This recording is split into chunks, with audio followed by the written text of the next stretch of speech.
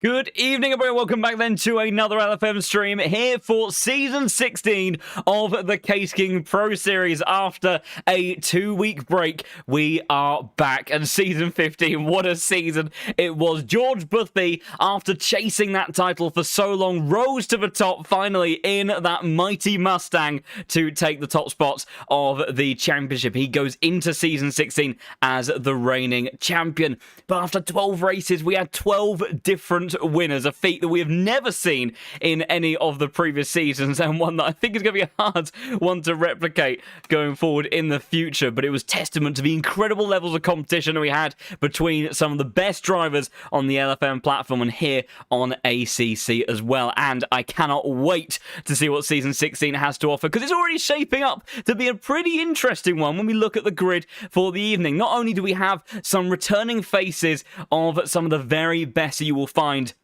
in GT3 racing, but on top of that, we have some interesting cars making their way to the grid for this evening as well. I think some people have already been keeping an eye out on that side of things, but of course we have presence of those 4 Mustangs once again, a very, very powerful car last season in more ways than one for that series. But we do also have some Aston Martins that seem to be quite a popular choice for this season, also the Mercedes, and then some cars which I think are going to be some good favourites for a few of those watching on as well. We've got the likes of the Bentleys and also the Nissan GTRs, would you believe? And there's some pretty handy names that are going to be behind the wheel of those incredible cars. So it's going to be super interesting to see how they get on for the evening.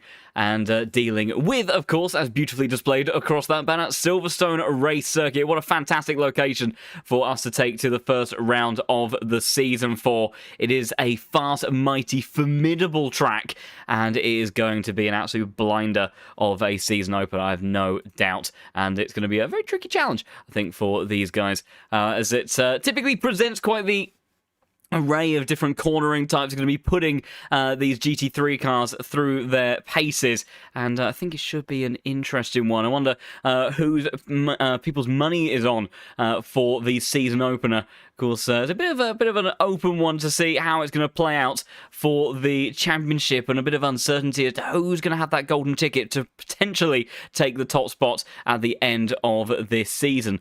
But the car choices, I'm sure, will be making a bit of an influence on that. Of course, with the custom BOP that we have here in the Case King Pro Series, it does chop and change a little bit as we make our way from circuit to circuit. Some cars end up being a little bit more powerful and consistent than others, but as last season showed, we can certainly end up with a pretty fantastic mix overall amongst the field. And I think this evening is likely to be a good one in that regard once again. I'm hoping to get underway in the practice server in just a moment. These guys will be going through their a few moments of practice before heading into qualifying, having a couple of teething issues in the meantime, so we'll...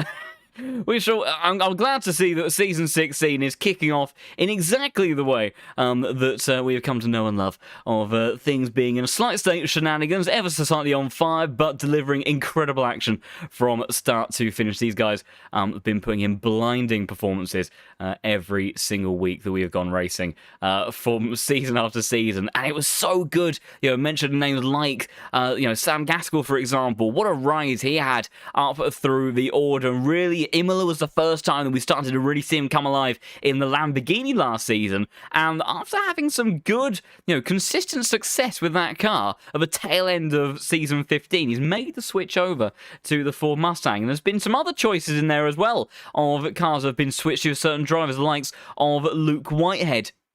Seems to be going for the Mercedes this season. Amadeo Castorino, a champion from just a couple of seasons ago, he's gone into the Nissan of all cars as well. Perhaps very much one of the more off-the-wall choices of those I might have expected to see. But he is certainly looking to put in a competitive championship campaign in that car. He wasn't the only one to go for the Nissan either. It just seemed to be a popular choice amongst a few different drivers. The Bentley is becoming increasingly popular once again. Now, of course, inevitably, if you've been around for a few seasons, you've probably picked up upon the fact that I can't help but have just a little bit of bias.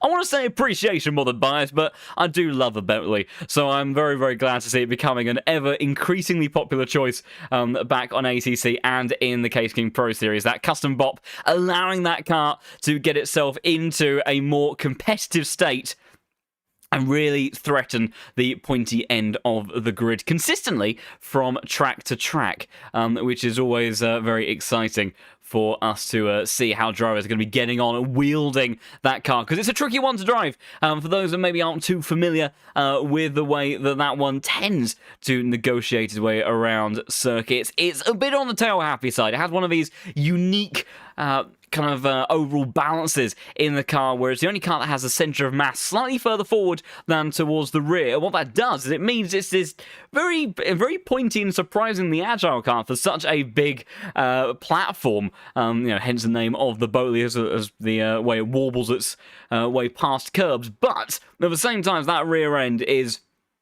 annoyingly difficult to keep planted on occasion. The rear diffuser and the mighty rear wing does a semi-decent job of keeping that car on the straight and narrow, but it's not always the one that's most regularly pointing in the same direction as the drivers would like. So we saw Mr. Carpet, who of course soared to an incredible victory in that car at Paul Ricard last season, get into a couple of spots of bother with that Bentley as well. It's a tricky one to wield around these fast and flowing circuits, and I'm very excited to see how everyone gets on with that. We've also got some interesting statistics, of course, from our resident statistician, Kylo, of, who the driver's likely to keep an eye out for. We've got Grant Karekas, who, as well, has also made his way over to the Mercedes, so no longer in that Ferrari. I feel like there may have been some team changes in that one has led to that. Nicholas Huben returning to season 16, of course. didn't have the second half of the season of season 15 they would have liked. He was so firmly in the championship lead early on. He was having an incredibly consistent, strong delivering campaign, and then Spa onwards, it just started to go a little bit awry for the German driver, but we know how quick he can be. He's been mighty around here in the past. He's likely to be contending for the win again. So I'm interested to get your inputs on this evening's race. Who is the money on, do we think, for the season opening win of season 16? Del Fanta was the driver that rose to the occasion at the beginning of last season. What a fantastic championship the Italian ended up having in that Honda. I do believe he's returning with that car as well to the series, so staying in touch with a platform that has served him well in the past and very recently.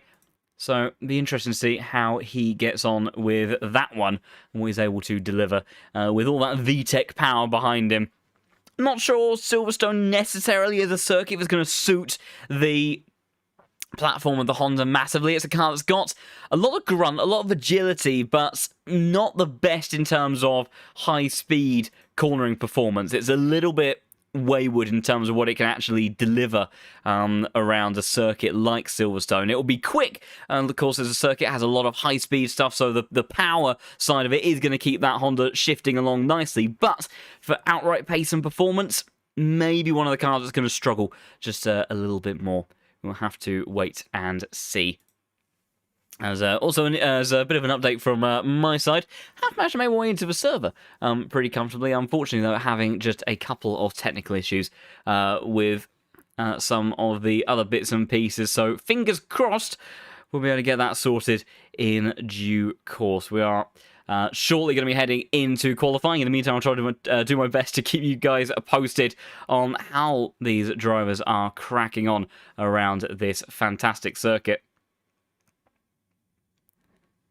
because it is a mighty challenge indeed. One of my personal favourites, not just because it is my local as of right now, but just because of the sheer sorts of challenge that it presents for the drivers. It's such a wonderful thrill of a circuit when you do get everything together and really hook up a lap around here. It's such a special feeling. That high-speed, proper hardcore style nature that Silverstone provides. One of a few circuits in operation that has that kind of, I think, authentic, old school style feel. It's had a few revisions over the years. Of course, it's changed somewhat from some of its previous layouts, but it is certainly a circuit that provides a fantastic challenge for our drivers, and I'm sure it's going to do so once again for the evening.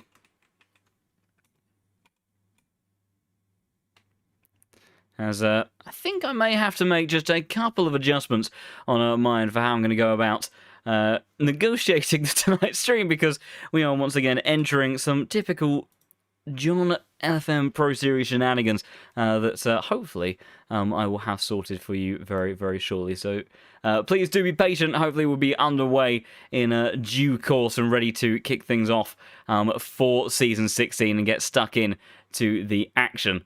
But as of right now, things unfortunately not quite playing ball for me. And let's see, are we going to have any more luck on this occasion? It's looking a little bit more promising. And I think, with any luck, we might be more or less good to go and ready to go underway shortly. And I think we are indeed. That is jolly good news to both my, I'm sure all of you watching on at home as well. Thank you so much for all of the incredible support. Of course, over the course of Season 15, we hit some amazing and wonderful milestones and managed to get to 4,000 followers. You guys have been smashing it even in the Pro Series absence over the last couple of weeks, where we are even well on our way to 4.1k, which is just absolutely insane. Also, a big thank you to those that have even subscribed in between seasons as well. The extra bit of generosity, it does go a long way, and it is so very much appreciated.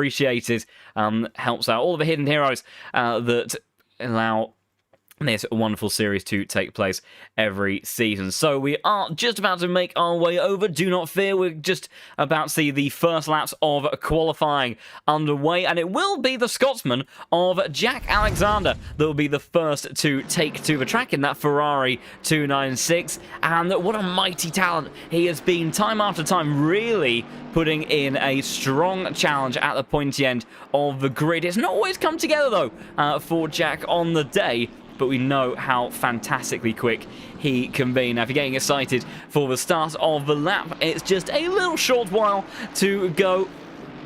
And see that the outlap underway. Of course, it's the start-finish straight for other types of motorsport taking place around here, of course, namely the likes of Formula 1 and the Hamilton straight now start-finish, but we are on the old-school configuration where we kick things off down towards Copse Corner when we get underway. And I must admit, I do prefer that entry to Copse Corner. It's such a unique way to start the lap, such a fast-flowing series of corners, and the side-by-side action through Max and Beckett is always incredible. And a big thank you for all the kind words in the chat as well. Welcome along, everybody. Pranav, nice to see you once again. I'm sure a very excited man, ready to see his lads go at it again. Visceral Esports having a cracker of a season in Season 15, and he'll certainly be hoping Season 16 to get underway in style as well. But Jack Alexander's going to lead us for the first lap then of qualifying to kick things off. And say 57.057 for Scotsman as these times start to come on in through Copse Corner, trying to use all the track and a bit more to maximise the pace that he's got through this sequence. And now in towards Magnus and Beckett. So this is where this 296 is likely to shine, carrying good momentum through these first couple of corners. Back on the power again, try to open up the exit as much as he can, be wary of track limits through the grass. And he has found a 10th of a second already under the bridge and then towards Stowe Corner, carrying lots and lots of speed in this Ferrari, the prancing horse, dancing his way a little bit too much. Not a dancing horse, the bucking Bronco there as he made his way through. I think Samir Foch nicknamed the old Ferrari, the 488, the bouncing donkey, if I'm not mistaken, at one point, and it wasn't too far off at maybe the bit too much of an open diff on the entry there for Alexander. Had a huge tank slapper, and I think he is actually going to bail out of that lap and allow some of the other cars to make their way on through. We'll see. I think that is Luke Whitehead. I think that was actually fact is one of the other Veloce cars, but we will continue on with Luke, the two-time Pro Series champion here in the Case King Series. A couple of seasons ago, did it back-to-back, same as Marco Bischoff. Fantastic stuff. And now the number one man on the platform, making his way out through the loop and then down the back straight.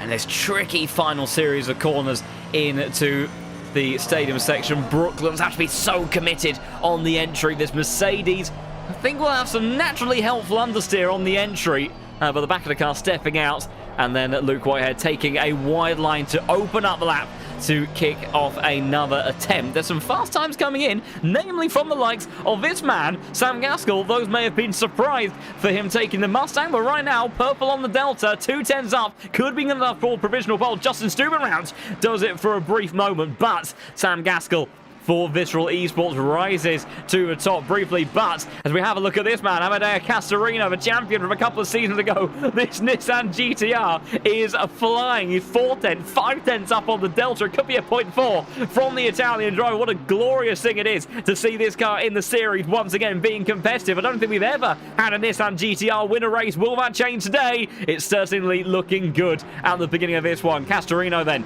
taking to the top of the timing sheets, a 10th of a second clear of the rest of the field. Luke Whitehead continuing on with his lap, a 10th of a second up, and seeing what he can deliver. We've got Dario Iemolo as well, the Italian, moving his way over to the Audi, the Veloce Academy driver. So we're interested to see what he can deliver. We've got Abalazzi that's just improved in the number 30 car. Very quick man indeed in that Aston Martin.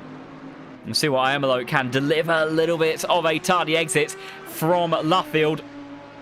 Makes his way through Woodcote and up into P6 he goes. Team McCarpinen blindingly quick in the middle sector of this Bentley. Very likely to be an area of the track where he is able to find some time. In the race, could start to have a bit of a negative impact on those rear tyres, but the agility of this Bentley through Village, through the loop, and of course the club chicane as well, should serve him very, very nicely.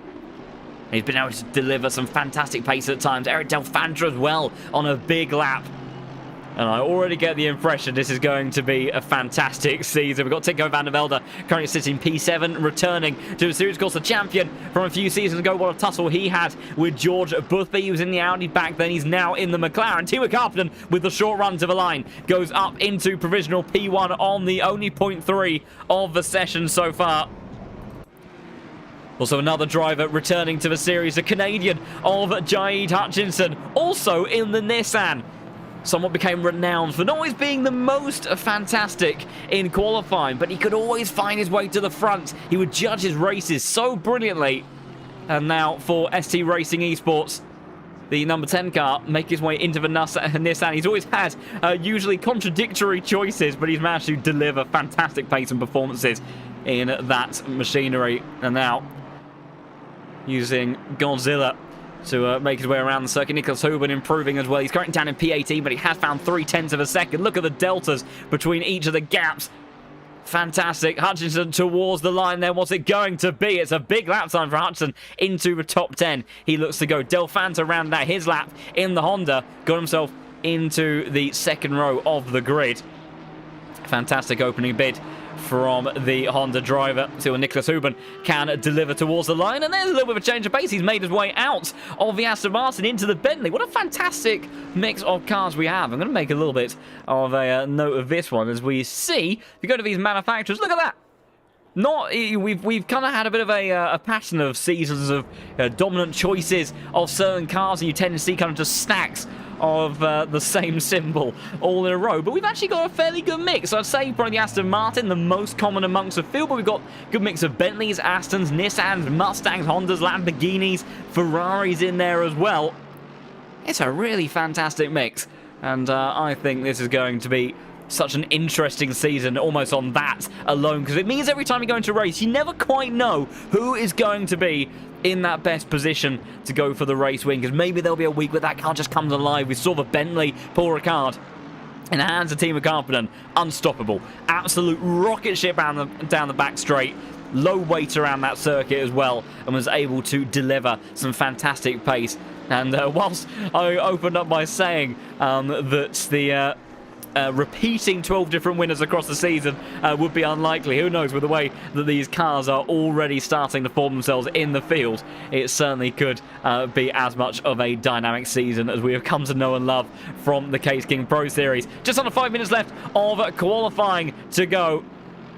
And right now, Timo Karppinen at the point yet, not the exit there of Maggots and Beckett that he would have wanted. Castorino hot on his heels in that Nissan GT. I'm so intrigued to see the way that each of these cars chops and changes, because with the way that Nissan often in the past has delivered its performance, it could be mighty in a straight line. Then clearly there's something going on amongst the field, because I don't think anybody would choosing a car that's a good 6 years old, if I'm not mistaken, if there wasn't some decent pace. Now, imagine if a different brand wins every race. Oh, we would be in for a treat, wouldn't we? But, you know, never say never. Who would have thought going into season 15 that we would have had 12 different winners? You know, we've had so many patterns over the course of past seasons where we've at least had maybe, you know, one driver, you know, maybe take 2, 3 wins. We've had seasons where drivers have taken 6. Let alone having a 12-race championship with some of the best in the business, and not a single one of them managing to repeat a winning feat. We only had 11 different pole sitters. It was only the final race where we had a repeat pole sitter. It's absolutely incredible statistics across season 15.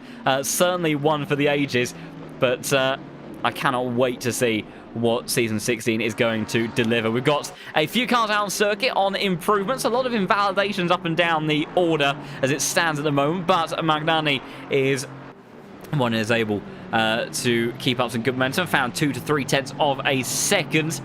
That's Apparently, someone has just bet their house on Mr. Carpet taking pole for the beginning of Season 16. A bold statement and play. We'll have to see whether or not that one comes to fruition. Good money as long as he doesn't forget TC like in Suzuka.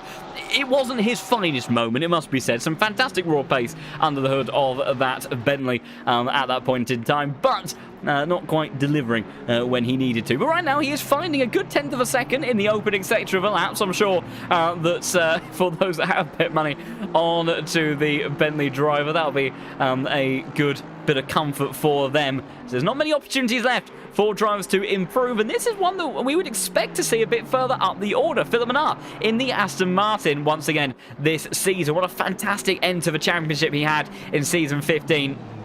Rising to the occasion in the final race of the season and delivering incredible performance. He was so close for so long at taking his maiden win, and it all then came together at the finale of Season 15. Such a warm, wholesome way to wrap up the season for so many reasons.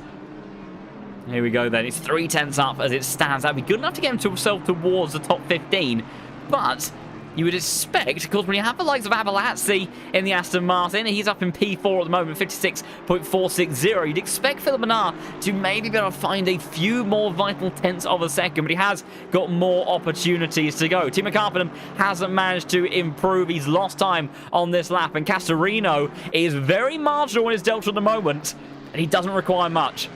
He does not require much if he wants to make his way to pole position. We'll go on board the Nissan GTR. Who would have thought we would have been hearing this one? Raging his way on. That's a bit deep under brakes, though.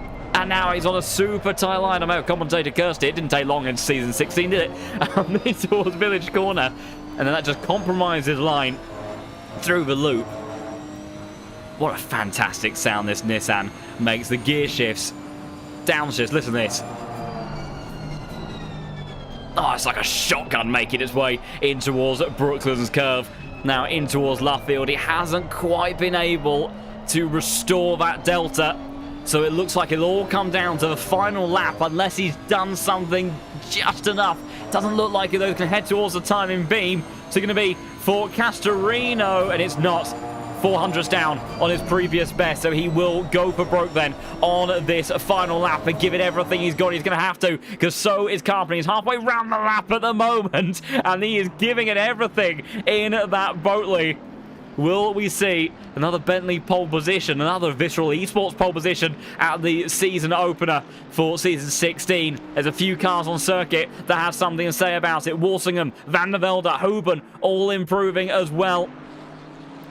Hoban will be the first one of the bunch. He was 0.2 of a second up. He's lost a little bit of time out through the loop. And now seeing what he can deliver. Hutchinson into pit lane, no higher than P10 for the Canadian driver.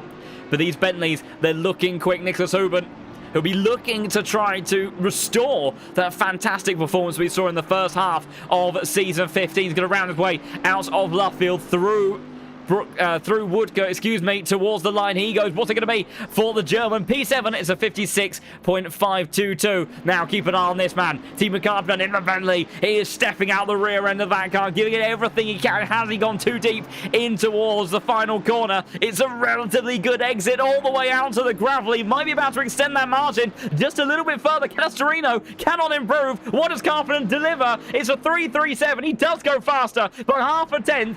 But watch out for this man, Sam Gaskell, finding time. So is Abalazzi in the Aston Martin. Just a few hundredths of a second. But already we've had our first Nightbot ban of the season as people go wild for Mr. Carpet. Sam Gaskell, so special at the tail end of Season 15. And he is finding time. He needs a good run out of the final turn. Trying to extract everything that he can from this Mustang. What can the number 5 do as he heads towards the timing beam? The British driver on home soil. He improves, but it's not for pole position. It's for the front row. 0.005 of a second ahead of Castorino. Abalazzi improves to a 4.42. And I think with Michael Frey, the last car on a flyer to cross the line, it is Timo Karppinen that takes pole position here at the season opener in 16. Visceral Esports once again to the top step of the podium after that 15 minutes of running.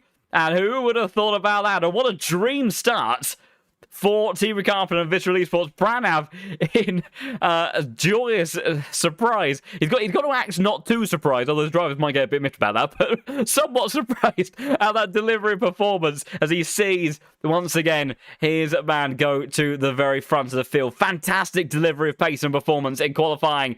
And that Bentley on home territory, spurred on, perhaps, by that as well. Team Carpenter has delivered beautifully in that session. What a fantastic job there from the Finnish driver. And he'll be looking to deliver what would be a wonderful, perfect start to the season. Try to convert that pole position into a race victory. As 60 minutes of running, we'll see how that takes place. But he's got some hungry talent behind him. Sam Gaskell, they'll be looking for his first victory.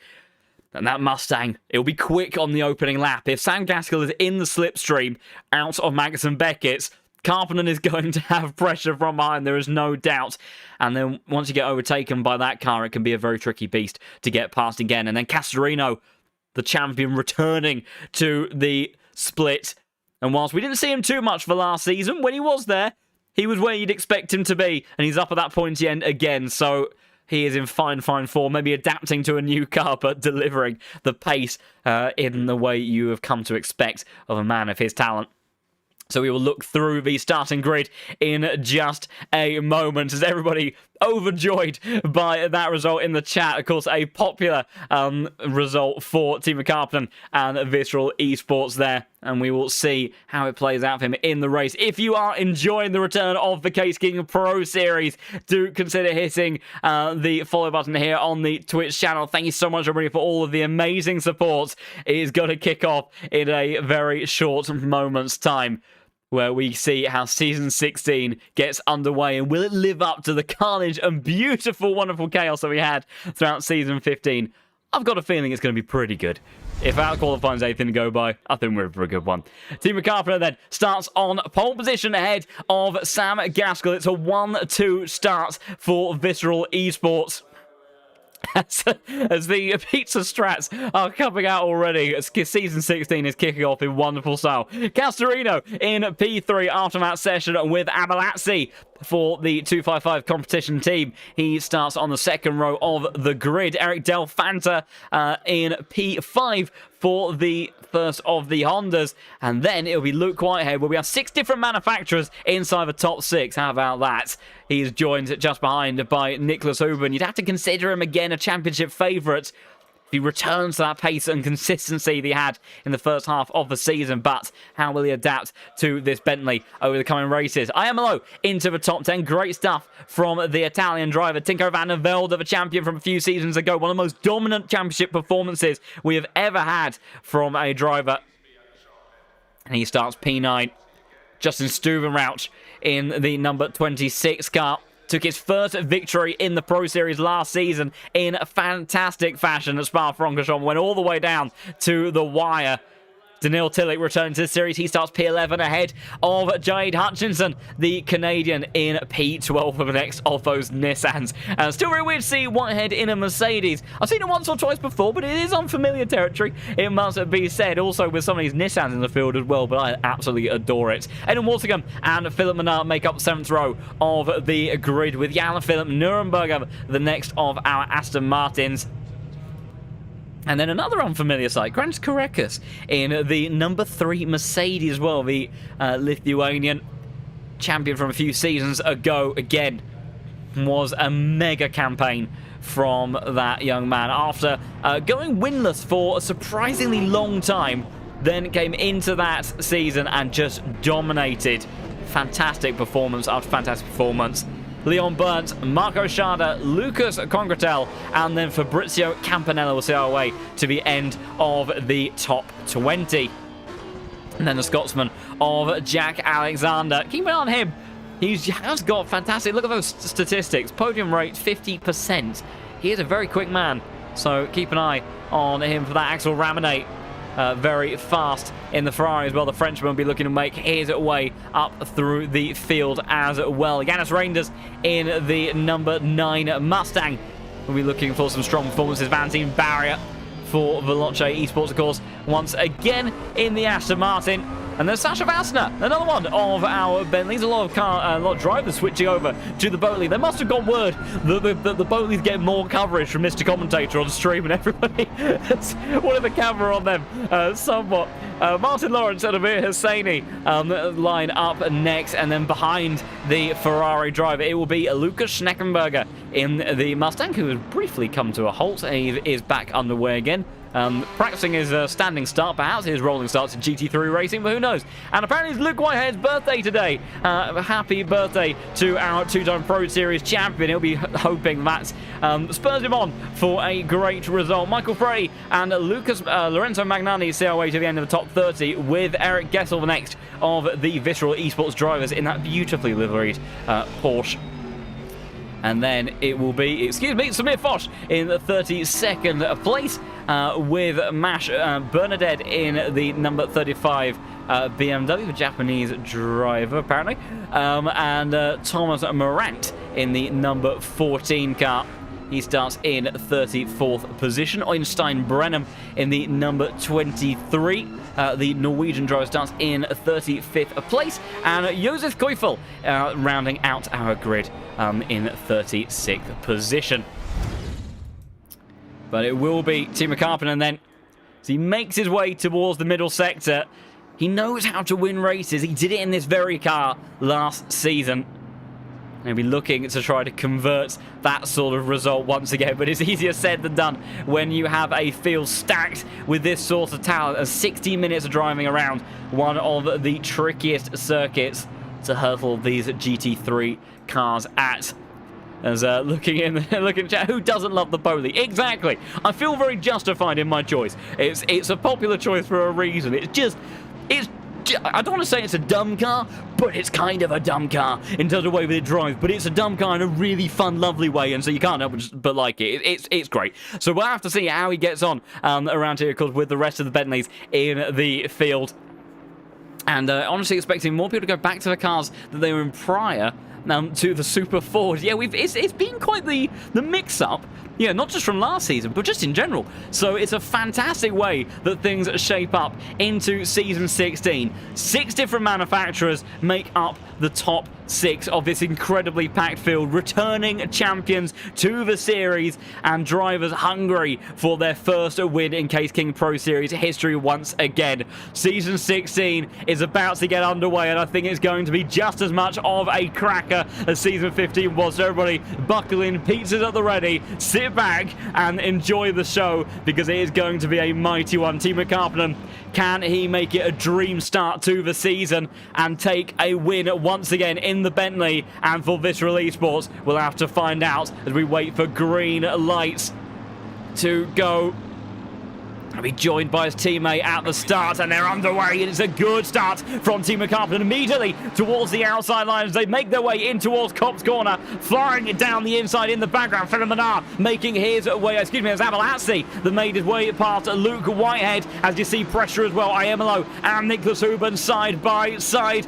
Both drivers giving each other a good amount of room. Here comes Tinko van der Velde as well, trying to go from outside to inside to outside to inside. Oh, contact us behind. The Aston Martin of Tillich just about holds on to that one as cars sense awry there. Hutchinson having to cut the chicane as they make their way down towards Stowe Corner for the very first time. It is Karppinen who's held on to the lead as they all go on down here. Look at that in the background, 3 wide. Further down the field, Tinko van der Velde almost goes around, but he holds on to it as well. Good job, lads. And Hutchinson trying to make it another 2 for 1, trying to go towards the outside line now, as he's so good at reading these race situations. But surely that was not going to come off. It doesn't, because flying down the inside is Stu and Rout. Won't be too happy about that one. Walsingham pouncing on the attack around the outside. His goes, and Hutchinson will be locked into the slipstream. Terry back in this one as well as they fly on down towards Abbey. This is going to be a mighty start between these girls. Tinko van der Velde, there's contact with Hutchinson, who's off for the second time on course at this lap. The Mercedes of Correc is getting stuck into this one as well as they fly on through. Hutchinson rejoining on the grass. All those positions that he gained in the opening couple of turns aren't going to fall away from him as they all stack up. Number 17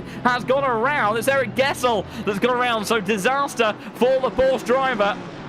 As we watch on, the chaos of the Case King Pro Series is back in full force once again. As you see, Valentin Maria trying to close up to the Lamborghini of Campanella. He's got Carreras there in the Mercedes just in front, who's sent towards the outside line. In towards left field they go side by side, just up ahead as well of Tillich and Marco Schada. Valentin Maria getting a good exit out of left field, but the Lamborghini surging back on the power, cuts across the nose, and will have the position in towards Copse Corner. But it's Carpenter leads from Gaskell, Castorino, Whitehead, Avalazzi, Del Fanta, Huben, Iamolo, and a bit of a break in the train for then Stubenrauch, Walsingham, Hutchinson off wide at Copse Corner again. But it has allowed that lead pack of cars to break away here. What a fantastic save in the opening lap for certain drivers. Not too many cars coming unstuck there, but I'm sure some discussions in the stewards room. As now the first drag race, the first proper drag race towards Stoke Corner begins. Let's see how Nicholas Huben in the Bentley gets on. He's in hot pursuit of Eric Del Fanta. Can't do anything about the Honda driver this time around. What about further down the order, though? You see Philip Menard applying the pressure to Jade Hutchinson in that Nissan GTR. But he can't do anything this time around. A little bit of a half-defensive move from Valentin. Axel Ramone sends it from downtown, caught Philip Menard napping, and now side-by-side on the exit. It'll be Nuremberger that watches on with a great deal of interest. That's the wrong way. As we head down the Hamilton Straight, he doesn't quite pull it off, but he has broken the train out of society. What's Nuremberger do? Nuremberger towards the inside line there, and Ramone into the wall. Ramone into the wall, I think. Late move from Nuremberger as he pulled out the slipstream, caught the rear diffuser of the Frenchman, who slammed his way in towards the barriers. Bit of an awkward rejoin. He manages to keep out of trouble, but that's a lot of damage, I think, on board the 296, and that car really does suffer when the damage strikes because it's so aerodynamically dependent. And that was a big shunt there for the Frenchman. He will carry on, but frustration in the cockpit, I'm sure. Hutchinson looking for opportunity, as there's also shenanigans further down here. Look at this. Launch trying to go around the outside. That's Koufel and Morant.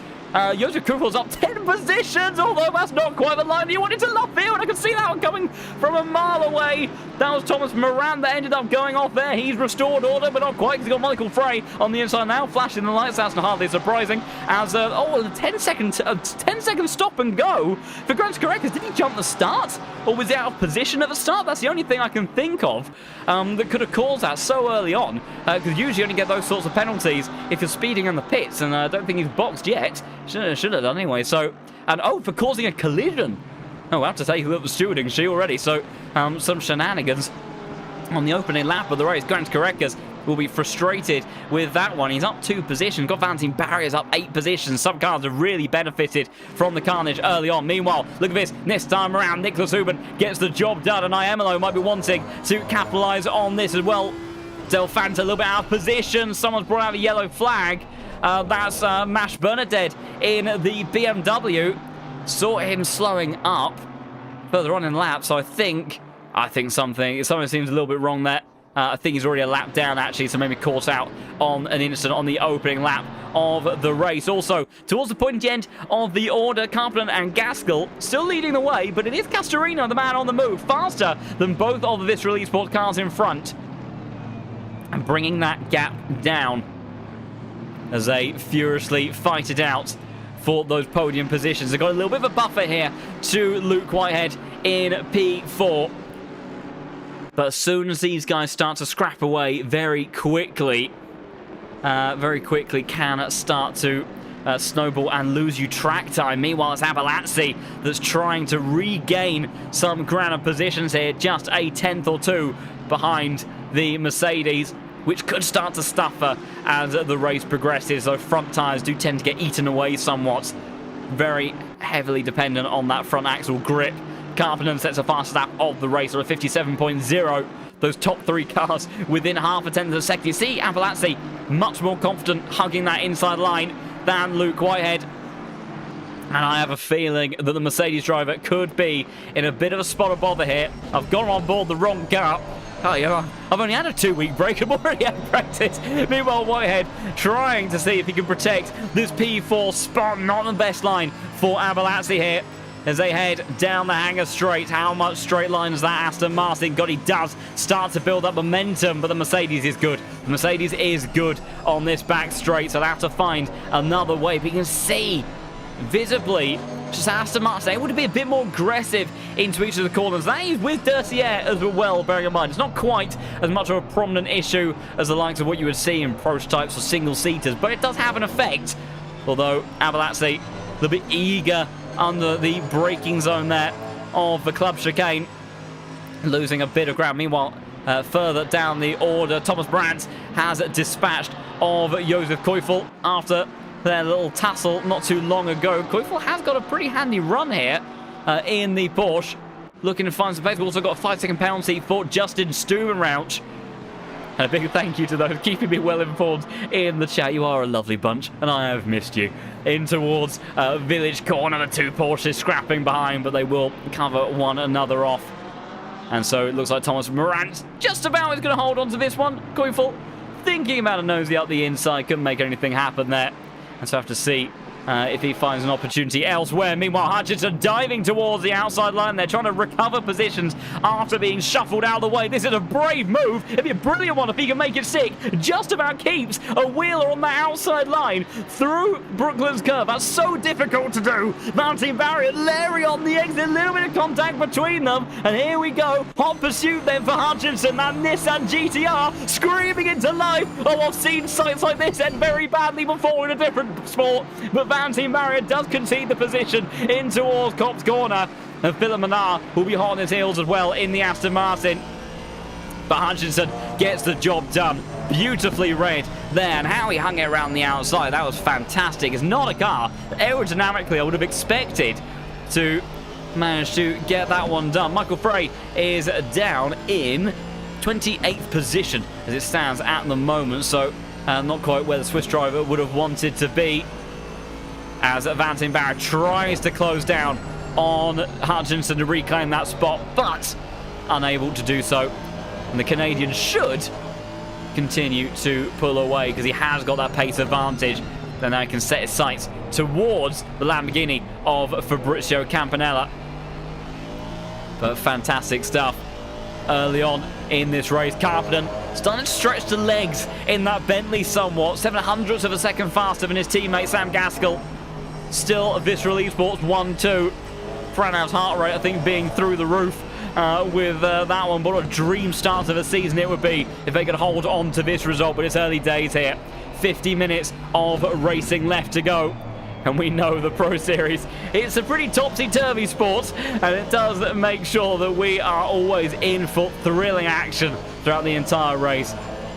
To keep me on edge, out of breath, but I wouldn't have it any other way. Aidan Walsingham in the number 2 car. Tinko van der Velde. Tinko van der Velde now has a penalty. I remember him being punted. I'm not quite sure what that would have come from. Branham, yeah, heart pounding and slightly shaking. I'm not surprised as he watches his lads going for broke, trying to see if they can deliver a dream start to season 16. And for forcing another car off the circuit, we need to have a bit of a gander through some of these stewards' inquiries. So yeah, the Stocko 10-second time penalty for mass crash.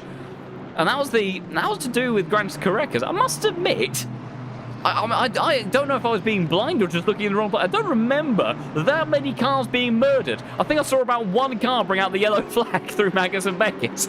So I don't quite know what the mass crash was, but he's certainly been given the penalty for it. It's absolutely Kylo. It's a slippery slope, isn't it? And Team McCarthy, slow this Bentley down. Said no one ever. We love it. It's winning. The number 12 car leading the way in fine form. We've also got a 5-second time penalty for number 26. I believe that was Justin Stubenrauch, so we mentioned earlier on for some of the contact he was involved in. And then we have a warning, got a 10-second time penalty. That was for Tinko for forcing another car off track. And that's, in fact, all of the penalties that have come through so far. And started to see 4 cars return to garage. Okay, so it's quite possible that they return to garage pretty swiftly. Might not quite caught it And unfortunately, for stream stability reasons, I can't look at the replays without threatening everything being on fire. But it's okay, because we've got all this. Martin Lawrence and Samir Foch going toe-to-toe. Boatley versus Mustang. That's two powerhouses and a half being side-by-side. We've also got Frey and Koifel further down the order side-by-side as well as they head on down to Brooklyn. You just see Samir extending his advantage, although he's now diving down the inside of Magnani. He's got it all wrong in the Aston Martin. Samir sent to the outside. Surely Lawrence has a bit of a sniff here. He does indeed. He's trying to get towards that inside line, but he can't quite find it on this occasion. And that Mustang, very quickly, we're in the carpet era of LFM Pro. Let's just... Okay, if he does something wrong now, I'm just saying, you've all commentator cursed him a lot more than I have, because he's had his moments before, and so he can blame us all as a collective if that does happen. But he's certainly delivering well in the early laps of this race. No, I did not jinx him. Collectively, it was a group effort. We'll see how the race proceeds. Samir Foch, Samir Foch continuing to apply the pressure on to the Aston Martin of Magnani and seeing what he could do. Hot pursuit towards Stowe Corner, but even with all that Mustang power, not quite able to hunt down. Oh my goodness, I thought there was going to be contact there with Lawrence in the Bentley, very close to it. Manages to just about stay out of the rear diffuser. Meanwhile, someone who's firmly locked into the rear diffuser, Abalazzi versus Luke Whitehead. The Mercedes seemingly struggling to hang on to the pace here. It's also allowed Nicholas Huben, that Bentley, doing well to manage its tyres. And the British driver, the two-time Pro Series champion, got to be careful here. You can see the differences in lines. Sometimes you'll see drivers really carry that speed through Village Corner and then try to send one down the inside of the loop to get the job done. It does often work very, very well. Look at this from Nicholas Huben, because he did have that better exit. You sort of set up a wider run out through the loop, but that Bentley is looking very quick in a straight line. He was able to get the move done on Del Fanta in the Honda, which is a car that is no slouch whatsoever. Could we see an opportunity here for Huben? It won't help him, that Aston Martin getting the toe off the Mercedes driver of Luke Whitehead. It's looking like a birthday podium for the #1 car in the server. Might be tricky, but he's going to do everything that he can to lock in these results, of course.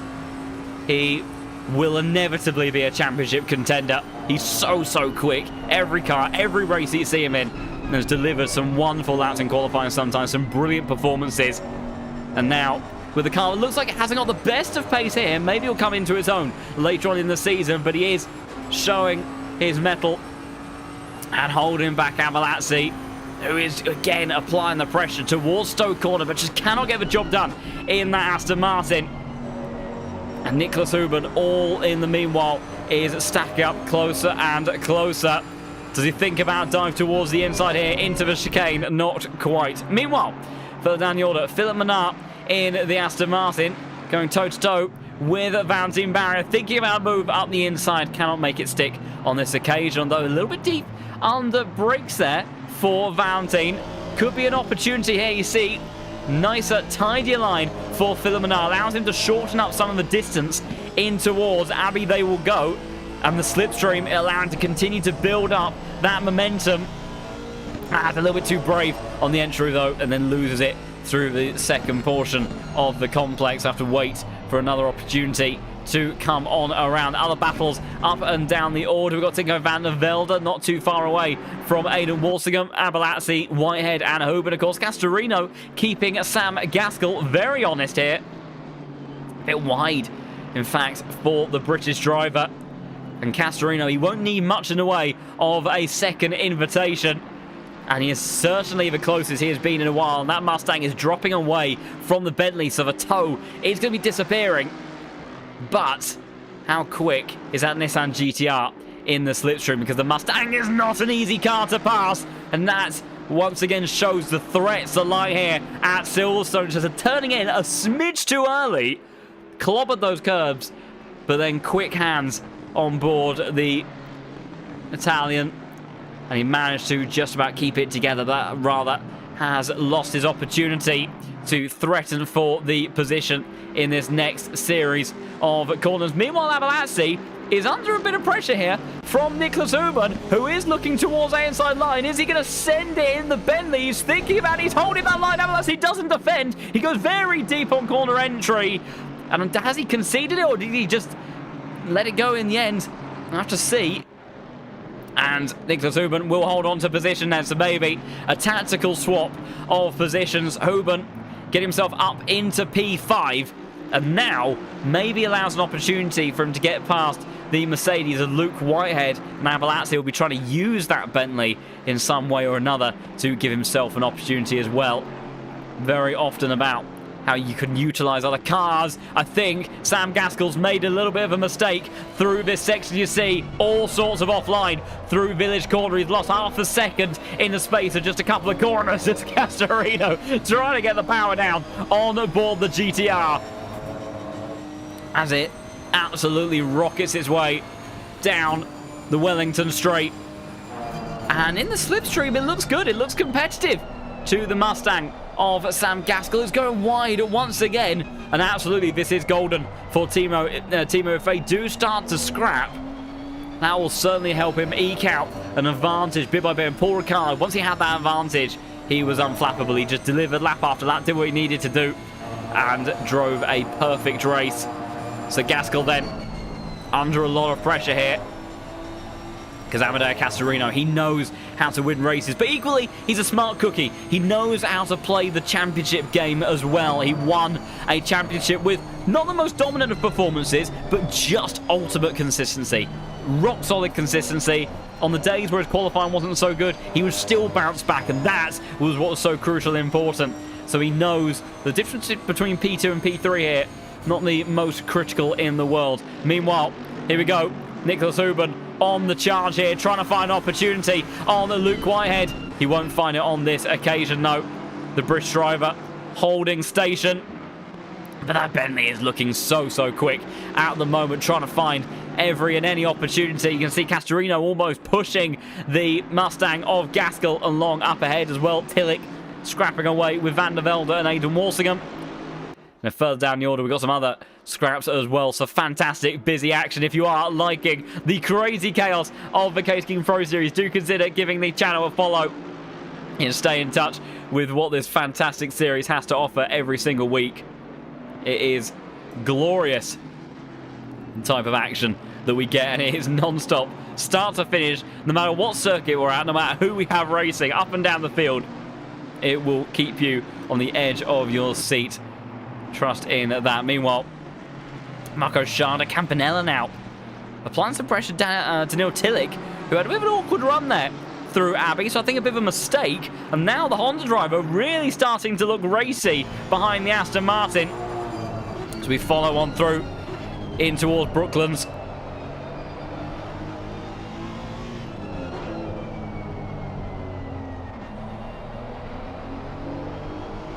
Fantastic stuff, hearing how Schade juggling with the inputs there.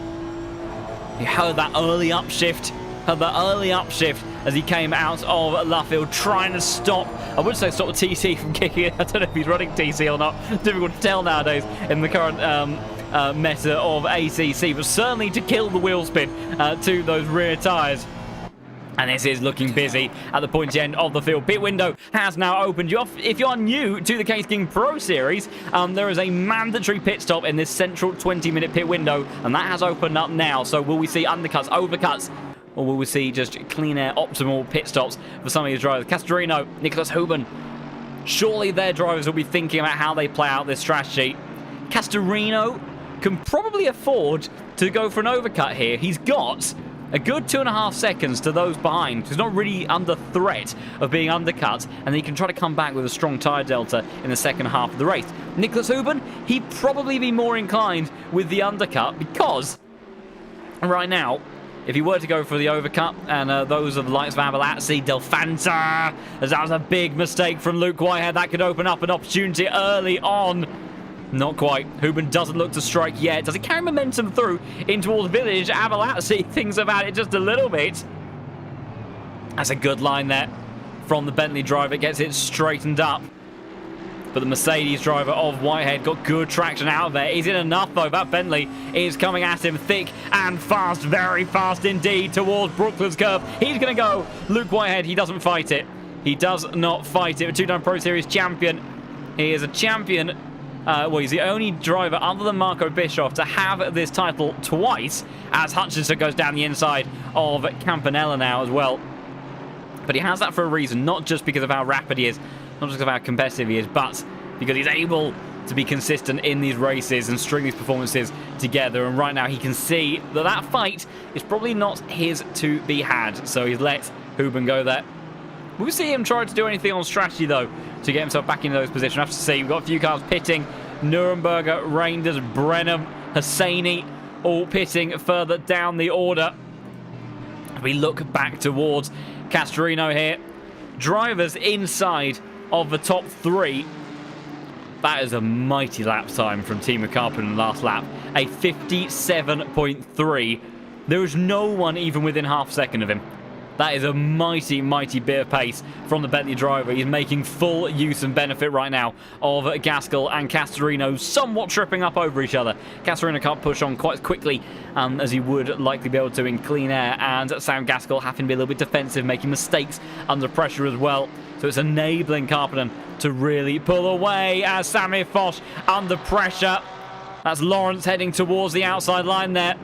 Foch will defend the inside, outbrake the Bentley, and that was good positioning there from the Mustang driver, which with that powerhouse of a V8 under the hood of that car will be able to keep himself in a competitive spot. We've also got some scraps further down the order. We've got Morant, Frey and Koifel.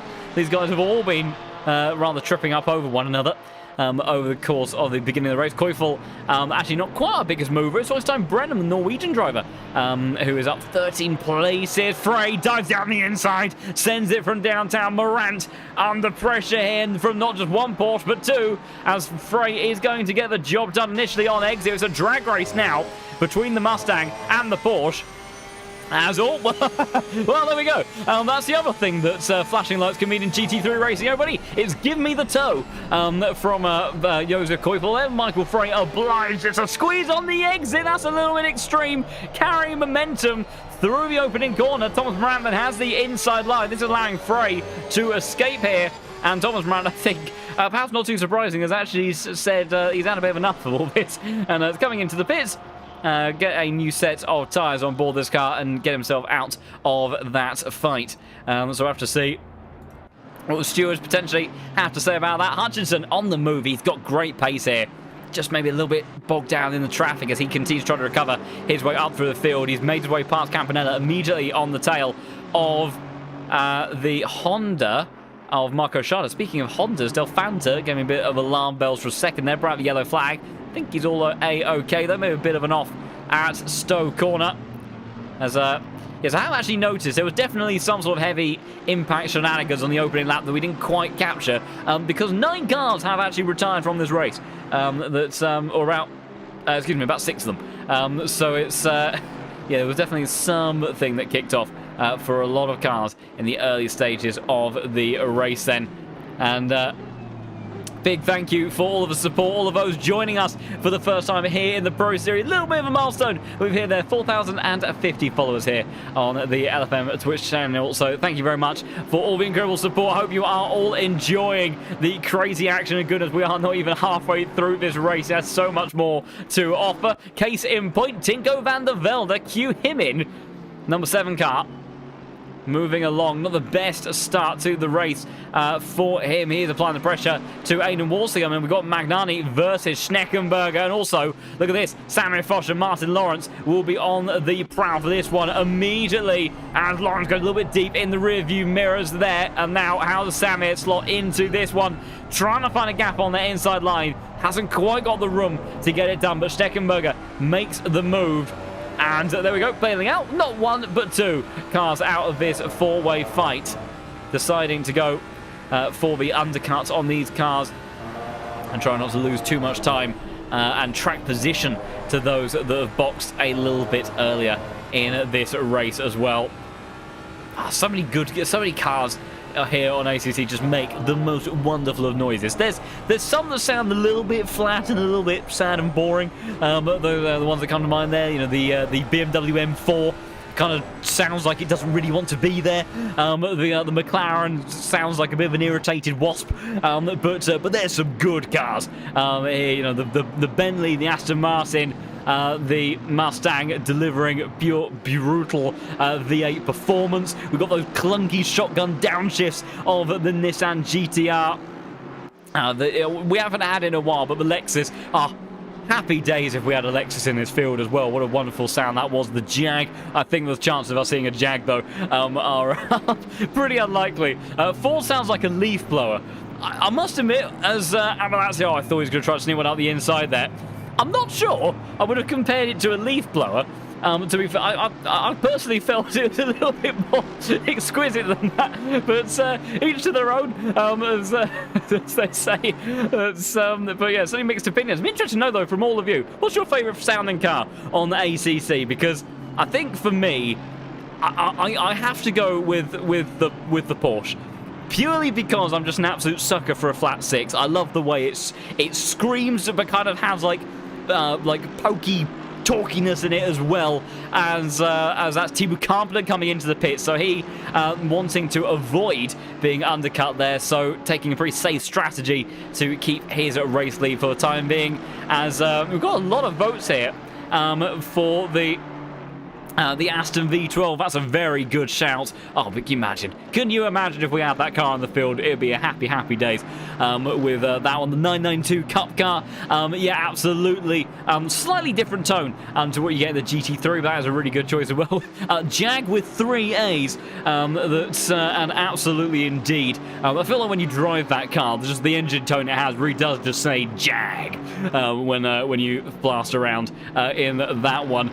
As got out a V8 powered leaf blower at home. That feels like the sort of invention you would have seen out of Top Gear a few years ago. Well, they did have the V8 powered blender at one point, didn't they? So certainly within their remit of the past. As now with cars pitting in the race, because we've got the likes of Carpenter, Van der Velde, Schade, Schneckenberger. Van der Velde pitting here is an interesting one. They're going to go for the undercut on some of those that he was battling with. That was the likes of Walsingham. Tillich wasn't too far away in that as well. And meanwhile, we've got Castorino still hanging back just behind Sam Gaskell, Abalazzi, Dalfanta moving along. Still very close in this fight. Elephant needs an Aston V12 series. It would be all I would try just for the engine stats. I almost have a feeling that no one would move off the starting grid. Everyone would just try to stay as densely packed as possible and just rev the engine for days. Yeah, what we need to do now is just add a circuit to ACC with a good tunnel, and that's it. For sim racing pleasure, from that point onwards, everyone's just fine and happy.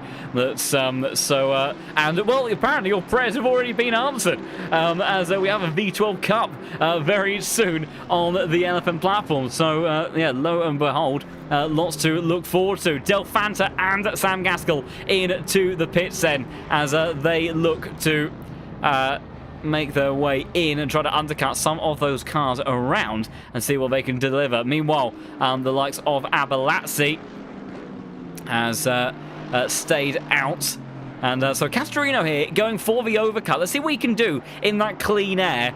And how long does he decide to push it? He can't go any longer than 10 minutes, of course. So he's got about another 4 laps. 5 laps if he wanted to really push it in terms of that overcut. But, of course, has to be somewhat mindful about those behind Abalazzi almost pushing along the number 30 car.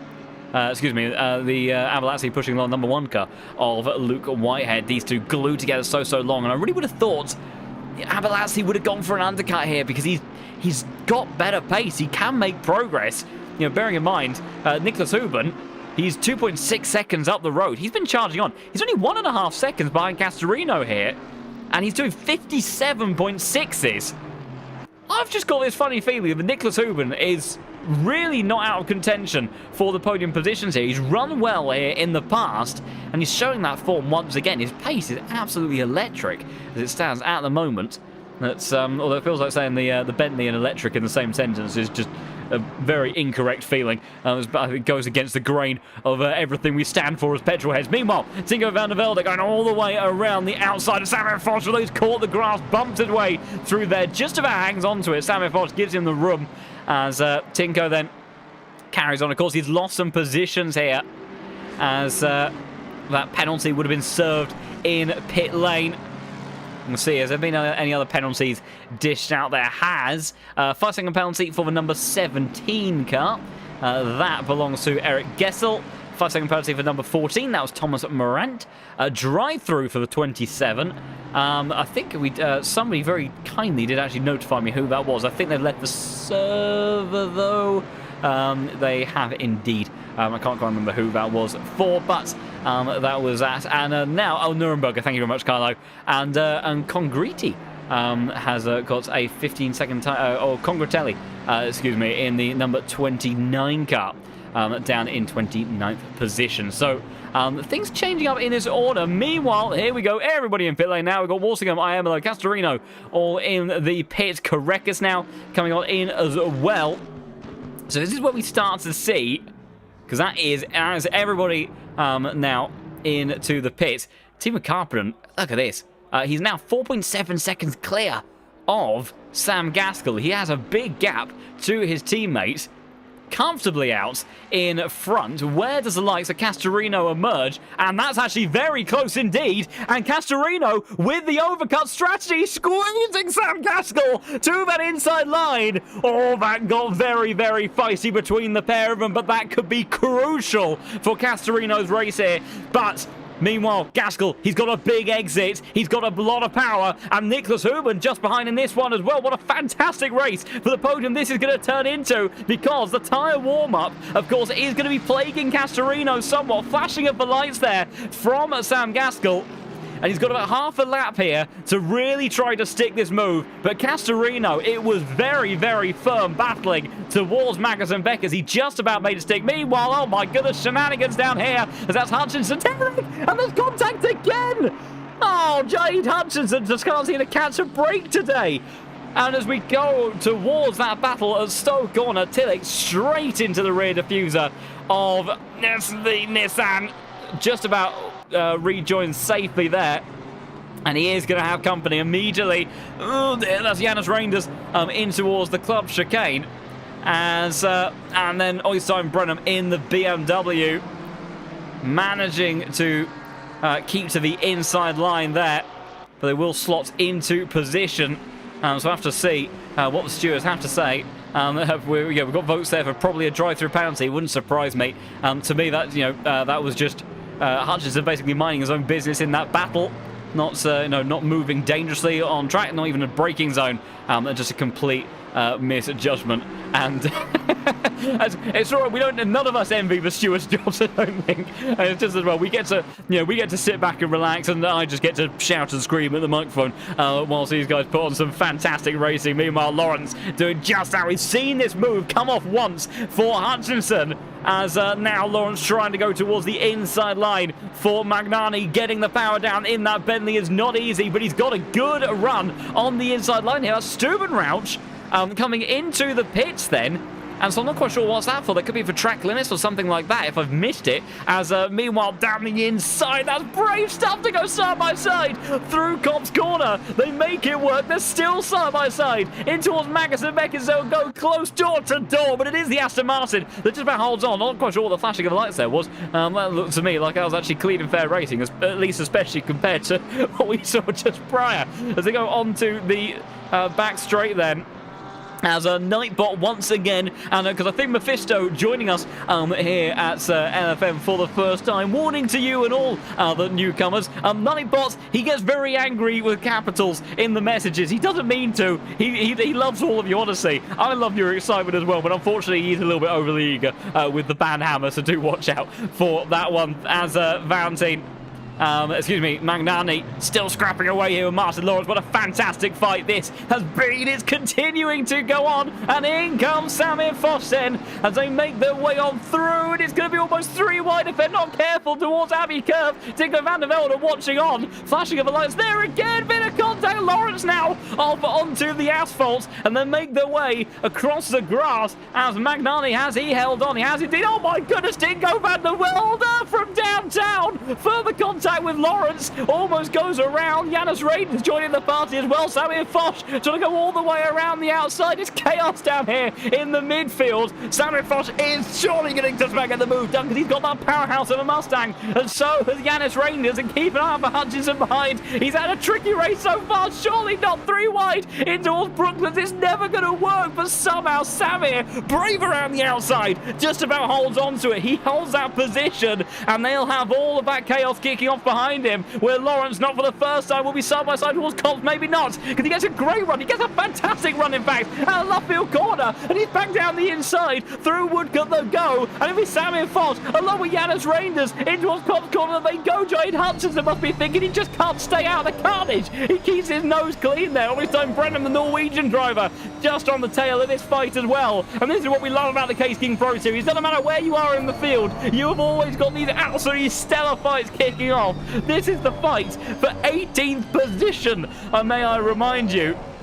But after all of that, it is Lawrence ahead of Reinders, Samir Foch, and soon to possibly be Giant Hutchinson, who's got a mighty run in the Nissan GTR, but he's up against a very fast car indeed of that Mustang. Down the back straight they look to go into all Stowe corner. He'll try to go around the outside. This is where we got sent around not too long ago. Brenham hunting for an opportunity in that BMW as well. And Nissan GTR, of course, running a bit wounded after the race that the Canadian driver has had.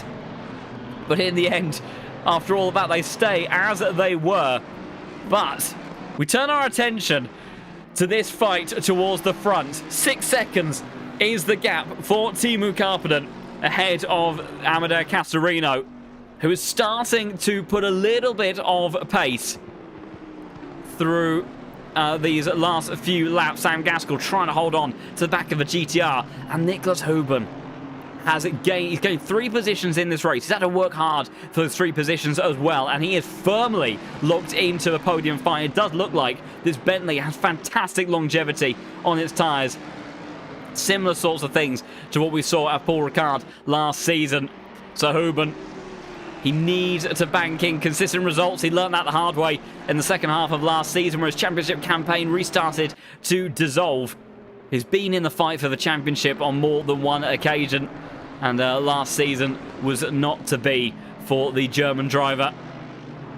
As they make their way on through Max and Beckett's once again through Chapel Curve, and they will stay like that for the time being. Meanwhile, a bit of a slide there for Eamon Walsingham.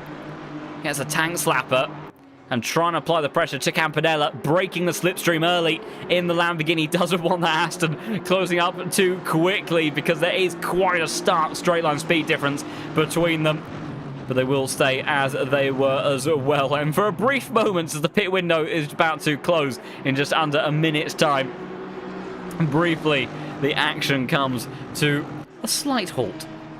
But trust me when I say it will kick off in no time once again, maybe rather imminently. Tillich, who's had a busy time in the cockpit of Aston Martin for one reason or another, who has a 15-second time penalty for that collision with Giant Hutchinson.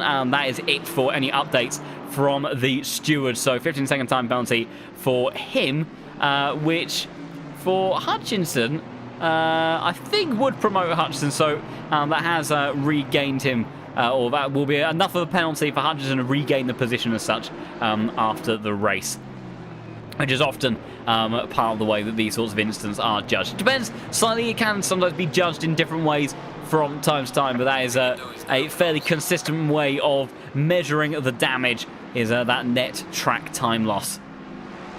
Pushing on then, 20 minutes left to go for the season opener, as that's the fastest lap of the race then for Nicholas Huben, who was half a second quicker than Teemu Karppinen.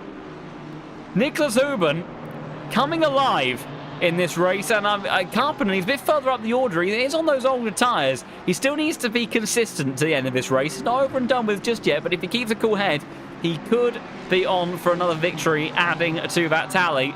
And what a popular win that would be to kick off the season. Hutchinson again, searching, ducking and diving for opportunities. He's not really had the best of days to open up his season campaign, but he's still pushing on, seeing what he can salvage. You're surprised how often these finishes lower down the order can still end up being so important in the end game of the championship. As lots of cheering, as yeah, so less light flashing, more track focusing. That's kind of what I would take on that front as well. As meanwhile, look at this, Nicholas Huben. He is absolutely flying at this stage of the race, really applying the pressure here. We've also got Tingo van der Velde, who I think has just dispatched of Lorenzo Magnani. And the McLaren driver continued trying to restore his way up through the order. Hutchinson applying the pressure as well, trying to get a nose to the inside. I think Samir could have been a tad more aggressive there, but he gave the Nissan the room, and now that could see him being a bit of spot of bother. Through in towards Abbey they will go. Brenham, Frey glued onto this train as well. How brave does Hutchinson feel? The brakes on board this Nissan, I don't exactly think the strong suit of the Japanese car. Could think about move down the inside. A little bit of a defensive manoeuvre from Samir there to cover that one off. Meanwhile, as Walsingham and Campanella are doing a little bit of side-by-side squabbling, so the Aston Martin straight-line speed advantage has allowed him to sneak his way on by the Lamborghini. He'll be under pressure from Tillich in just a moment as well, as that was Frey almost looking for a move up the inside of Brenham. See very different lines on the run in towards Luffield, so all these drag races I'm sure will be kicking off in just a moment. Carpenter still pulling away, or still holding that gap to the likes of Castorino. 5.5 seconds with 17 minutes left on the clock. Sam Gaskell dropping away from the Nissan driver. The Bentley of Nicholas Huber not quite able to close the distance that time around to Sam Gaskell, but he is getting closer, ever closer indeed, as we look towards a different Nissan, one that's had a very different race so far. Jade Hutchinson hoping for an opportunity, as that's we've got contact indeed. That's Campanella and Tillich down towards Stowe Corner there. I'm not quite sure what took place, but I've got a funny feeling I can hazard a guess, and we'll have to see what the stewards make of that one. But towards Stowe Corner, those two have come together, and this action is really starting to heat up. Abalazzi, does he think about move up the inside here in towards the loop? Del Fanta's wise to it. He covers the inside line in the Honda, manages to keep everything under control for the time being, and that allows a little bit of breathing room for the Mercedes driver of Luke Whitehead just a little bit up the road. Over once again, so quick in this middle sector, but then that Mustang just stretches its legs. Huben trying to find opportunity through Luffield there, can't get a nose up the inside, but still opportunities available. About 10 laps to go, excuse me, 7 laps to go in this race. Maybe even 8 laps to go. There we go. The third time's a charm. It's been a long day. That Nicholas Huben has to try to make this move stick. He's the closest he's been in a while. If he gets a good run here through Magnussen Beckett, which he has in the opening couple of corners, you see a tighter line through there as well. Gets the power down. What's the closing speed like on board this Bentley, of course? Right-hand drive for this car. Unusual across most of the field. That Mustang's just so quick in a straight line. That's the problem with that car, and that's why Castorino was so aggressive on that side-by-side moment out of the pits, because if he didn't make that stick, good chance that you are hanging behind that Mustang for a while. Now Huben, he needs to be patient here. If he can dispatch of Sam Gaskell, I think he's got every opportunity to make his way past Castorino, but he needs to be careful and calculated here. That's where it started to unravel last season. He was so consistent up until the halfway point, then we got to Spa, and that was when it started to all just get a little bit messy, a little bit scrappy, and that did all start to snowball in terms of how the championship situation sat. And again, a little bit of a defensive move from Sam Gaskell. So be careful not to drive on his mirrors too much so, because whilst he's doing that, you know, it's another half a second that he just lost to Castorino. He's going to lose the toe off that Nissan, and every time he gets a step further away from the GTR, that makes him an ever more increasingly likely target for the Bentley, and especially with a difference in line like that, able to stay so close to that inside apex. We saw Martin Lawrence absolutely flying out of this corner.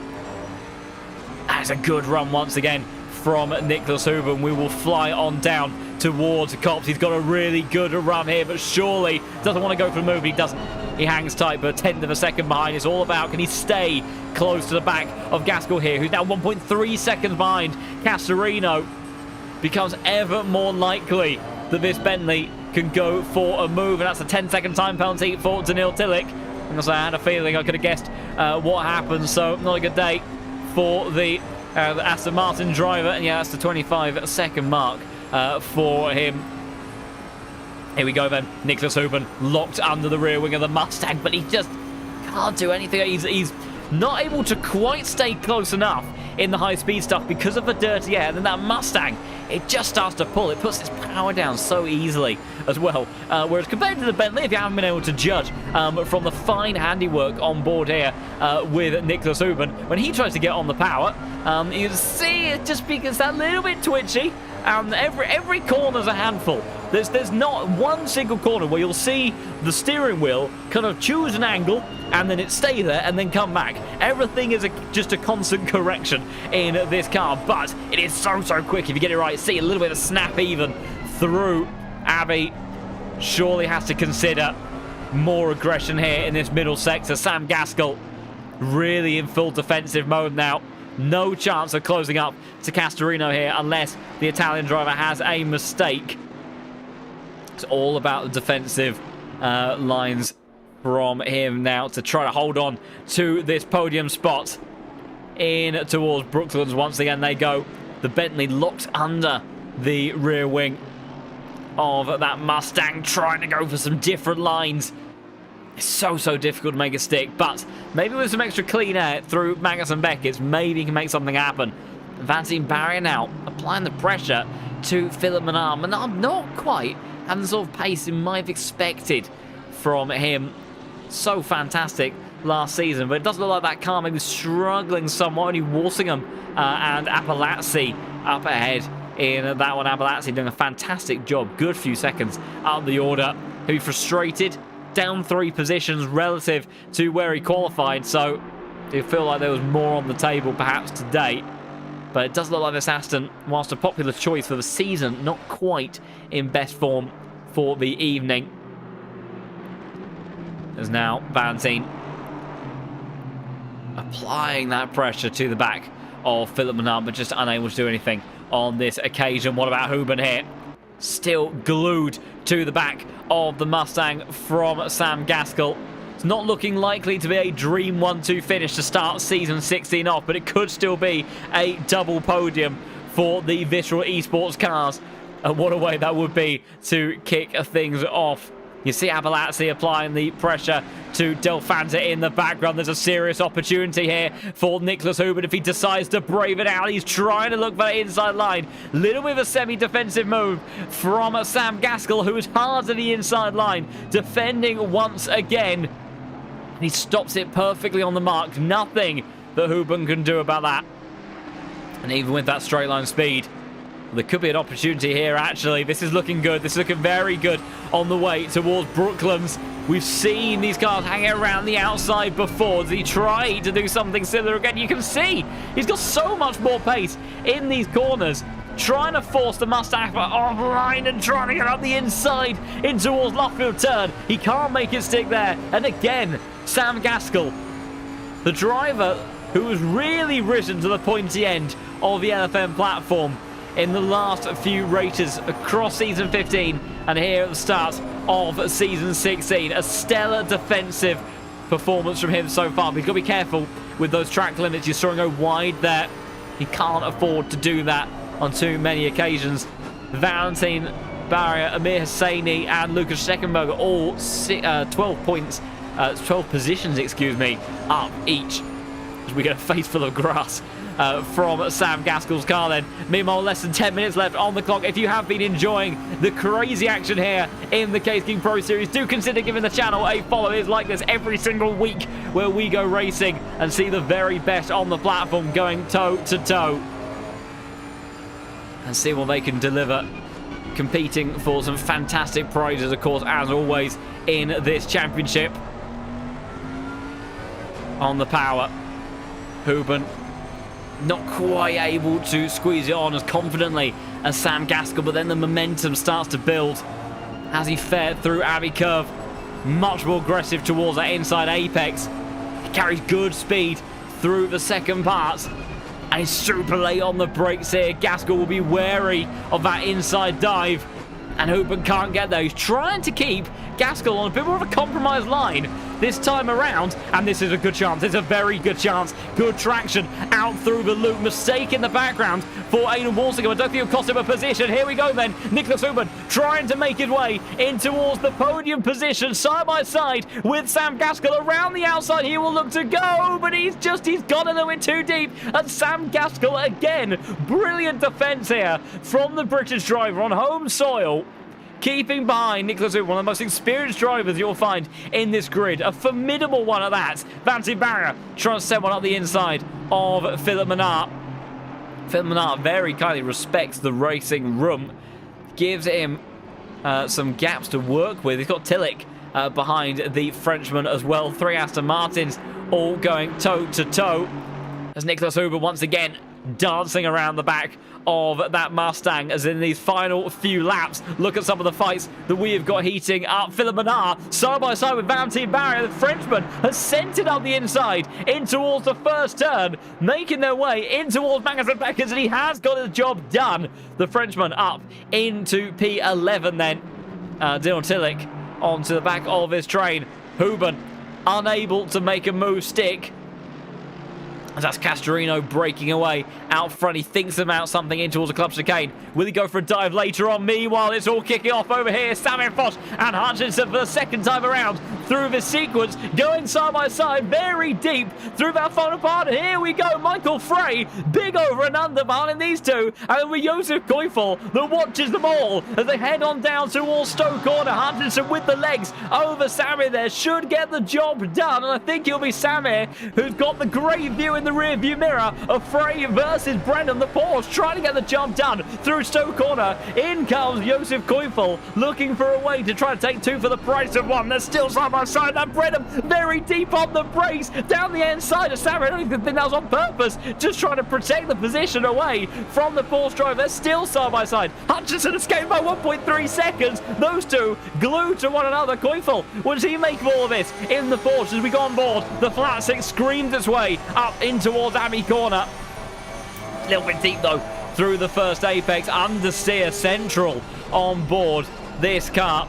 Number 33 not able to keep it stuck to that inside, although maybe we'll go to the inside.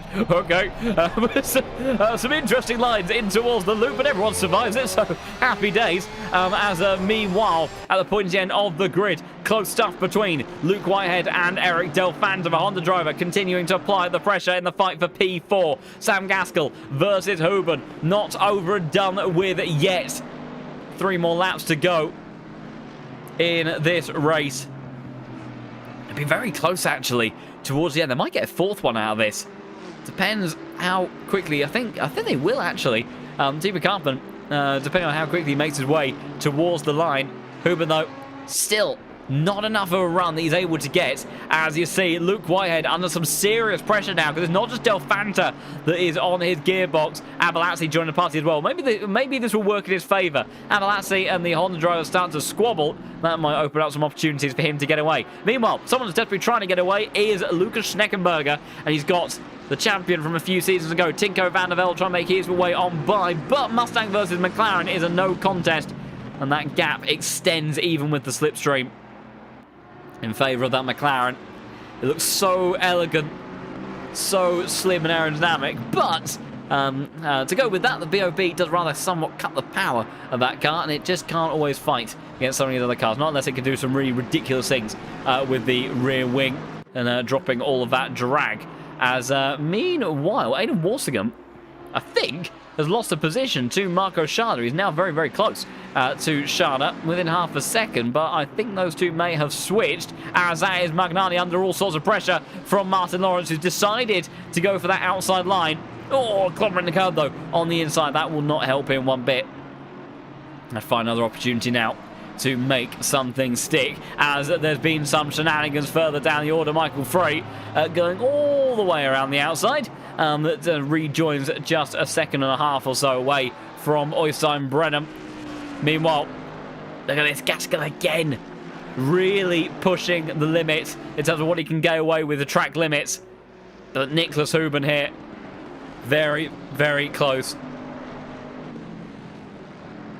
And he could be on for a seriously good run here. He's very close on the exit, and Magnussen Beck is surely one of his best opportunities so far. The Bentley about to kick itself into 7th gear, heating up down towards Stowe Corner. Does he go for a move down the inside? He doesn't.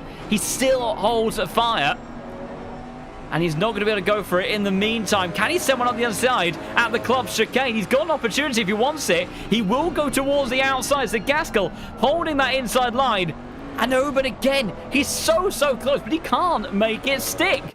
Fantastic defense here from Sam Gaskell. Pranav, I'm sure, cheering on his man as much as he could. It won't be the 1-2 finish they would have dreamed of, but what a debut into season 16 it would be with a double podium. Meanwhile, Hutchinson, I believe, got the job done on Janus Reinders. Has pulled away. As there's also Øystein Brennan and Josef Koifel still going side by side. That is the Norwegian driver sent towards the outside line, unable to make his way on by. The Porsche driver holds on for the time being in towards the chicane. They look to go. 2.5 minutes left on the clock. And so this will be...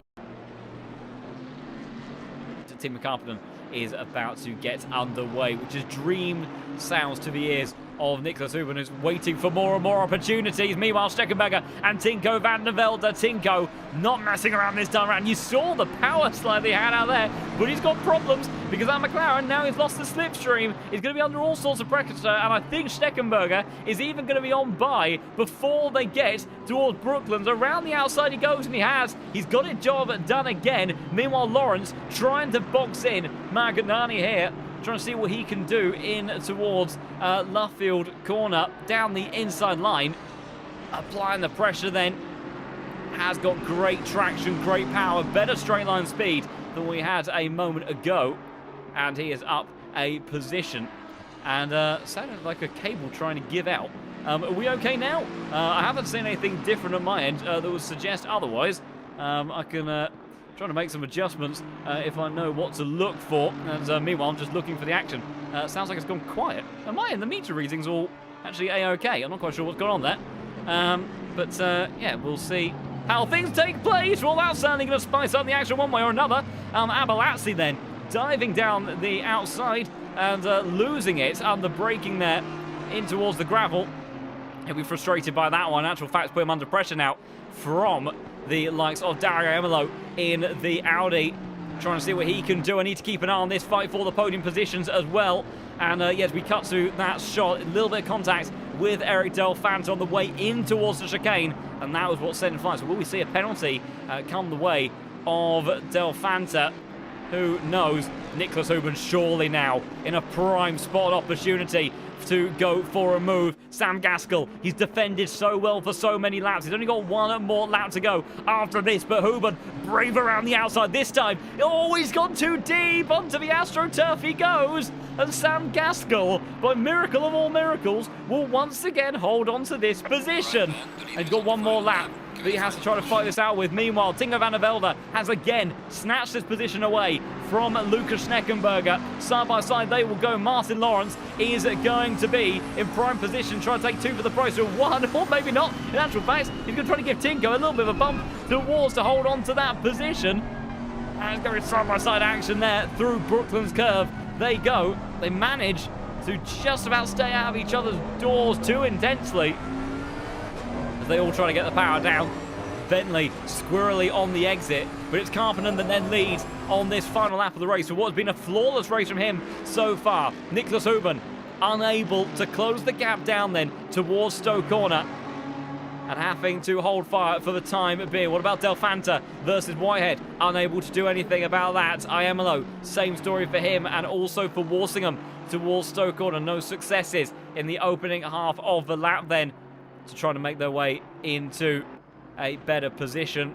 This time Brenham could have a good opportunity over Josef Koifel in just a second. We'll try to keep an eye out on that, but so many fights up and down the field as they've got just a handful of corners left to go. Huben then applying the pressure. Surely now has to go for broke. Sam Gaskell places his car beautifully. Nowhere the Huben can go. Towards the outside line, he will have to go once again. This is the defense that he has been nailing time after time, trying to get the power down. He'll put him under pressure towards Brookson's curve, and it could be heartbreak for the double podium. It is under threat. It is definitely under threat towards the outside line. He will have to look to go. They will go side by side in towards Brooklyn. It's going to be side by side towards the finish. I am sure Nicholas Huben, he might have done enough here to get the job done. They're going to be into each other's doors. Meanwhile, it'll be Teemu Karppinen that takes season opener victory here at Silverstone. Incredible race from him. Castorino P2, and heartbreak for Sam Gaskell on the final lap of the race.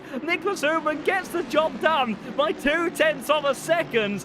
Takes the position. He will finish, we're saying P4 on my timing board. I'm pretty sure he got the line in front, if I'm not mistaken. Gets the job done on the final lap. What an incredible race from Teemu Karppinen. Absolutely dominant out in front. Magnani and Steckenberger battling to the line as well. It'll be the Mustang that comes on top of that fight. And meanwhile, Brenham, Stubenrauch and Frey all towards the line. Could be an opportunity here for the Spa race winner of last season. Martin Lawrence has brought out the yellow flag. Has brought the yellow flag up just ahead. He's slowed up quite heavily there. And will, I don't know if he ran out of fuel or something on the final lap of the race. But it is this man, Teemu Karppinen. There's a picture. There's a sight to see. Sam Gaskell, I'm sure, will be a little bit disappointed there to lose it at the very death of it. It would have been a Visual Esports double podium. Went from a dream front row lockout for those two. But still, it is a 1-4 finish. And I'm sure one way or another, Pranav will be extremely happy and proud of his boys this evening. And Teemu Karppinen not getting the most amount of coverage, but that's because he drove such a perfect race out in front, doing everything that he needed to deliver.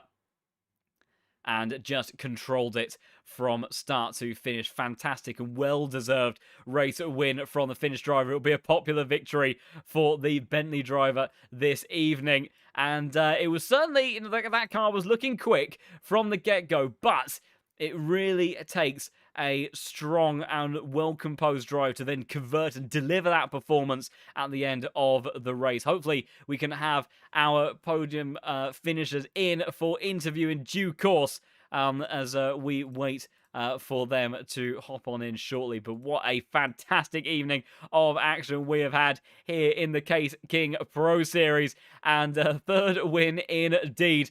There's his first game from the Lamborghini, I believe, at Bathurst a few seasons ago. Managing to conquer the mountain, then switching to this Bentley. All came good at Paul Ricard, dominated around the French circuit, and then has delivered fantastically here at Silverstone for the start of season 16. Brilliant stuff. A second Bentley win and fourth and fifth Bentley podium. It's not a car that we've really seen at the top end for very long, but certainly Teemu Karppinen and Nicholas Huben as well, with that chance through the field and to get the podium on the final, not even just the final lap, the final corner of the race. You got to feel for Sam Gaskell. What a brilliant drive he had there, and such a rise to the top, of the pointy end of this Pro Series grid. He has been a driver that really, I don't want to say it's come out of nowhere, because he's been amongst this field. He's been delivering good performances for a while, but its second half of season 15 suddenly sprouted in towards a consistent podium contender. When he had the car underneath him in a good spot, he was always there. And again, he's carrying that forward into Season 16, and what a fine streak of form he is having. So commiserations to him on losing out on that podium, but what a duel he had with Nicholas Huben throughout the race there. Brilliant stuff, as we've only had one driver join our interview room for the time being. Hopefully we might get a couple more, but we won't keep him waiting. He has somewhat as... Oh, natural fan, we have had one more. We've got Castorino sitting in there now as well. We'll just see if Nicholas Huben is not always a man of many words, but see if he wants to hop in for a quick chat and talk us through what was an incredible race from his side as well. So interesting to see how he progressed through the field, how he strategized his way through the field. He was so much closer to the likes of Castorino and Sam Gaskell than I expected him to be, but that Bentley pace was strong, it was consistent, and he applied the pressure, and he has just hopped in there. Wonderful stuff. So we will look to bring each of those drivers in for a little chat and hear more about their fantastic races this evening, because what an evening of action they have delivered. So we will look to talk to the man that, after a furious battle on the final lap of the race, came down all the way to the final corner, had a good couple of goes at it on the previous laps, but the final lap managed to get the job done. Nicholas, brilliant drive from you to make your way up to the podium. You must be delighted with that end result. Yeah, I am pretty surprised actually. I was not expecting to be somehow competitive. I chose the car for the meme, and yeah, seems like a good meme. It seems like a very good meme indeed. It's I mean, I'd love to get your perspective. Excuse me. I'd love to get your perspective on how your race played out, because of course, qualifying was relatively strong, but not maybe, when we saw, Timu obviously in the Bentley as well went to pole, he was extracting some really good one lap pace, but in the race, it looked like you just got into such a good groove, especially when you managed to, dispatch of the likes of Luke in that first stint, pull away, and then go a little bit longer into the race, get yourself into the thick of the action of that podium fight. It just, how comfortable was the Bentley in the race pace side of things? And did you think that, in the early laps when you were behind those other cars, that a podium was going to even be on the cars today? No, absolutely not. I would be happy with top 10, but I was actually surprised how good this car is in the long run. And it does not change at all. I mean, you get a little bit less traction over time, but apart from that, the car feels great. And I was caught off guard by that, actually. And then, went past these guys. I just had the issue that the Mustang still has a lot of power. So I could not dispatch these two, but yeah. Yeah, absolutely. Yeah, the Mustang is still a pretty mighty weapon in a straight line. But what a fantastic fight between you and Sam all the way to the end of the race. You had a good couple of goes at it, at sizing up that move, and it came down to that last lap. And was it a case of knowing that you had the pace, but then just trying to kind of refine the execution of that move up until that final lap? Did you think you were going to get the job done on the last lap, or was it kind of just a bit of a Hail Mary, hope and pray that it all comes together on that final corner? I mean, it was predictable that only this part of the track I'm able to attack. Otherwise, I have not enough traction, enough grip, etc. But yeah, I tried it 3 times. One time I completely fucked it up. One time I thought he pushed me off, but it was just racing incident. And the third time I was actually surprised that I managed it. It was, well, certainly you found the limits of what the Bentley could do in that corner on the first couple of attempts, and then sized out perfectly for the last one. Yeah, a brilliant duel between yourself and Sam. Kept us on the edge of our seats all the way to the final corner. Brilliant stuff. As, a great way to open up your season. Of course, we know how important consistency is going to be across this championship. So banking in these podiums early, crucial stuff. We're going to be heading to Barcelona for round 2 of the season. An interesting circuit, sometimes a bit of a tricky one to make overtakes happen at. Any thoughts or feelings as to maybe the way that the Bentley may perform there? Or do you think it's going to surprise you again, for despite being a bit of a meme pick from your side? I guess it could be pretty good since the tire times are pretty low, and I was surprised from that as well. But yeah, I think could be good in race, but I will struggle in quali as always, I think. Well, with the sort of race execution you had in that race, if the Bentley's looking strong, I have a feeling there's a good chance we could be talking to you for 2 weeks in a row. Nicholas, big congratulations on a fantastic drive this evening and a wonderful fight that you gave for all of our viewers. A great way to start off your season, and best of luck at Barcelona next week. Yeah, see you then. Bye bye. Take care, Nicholas.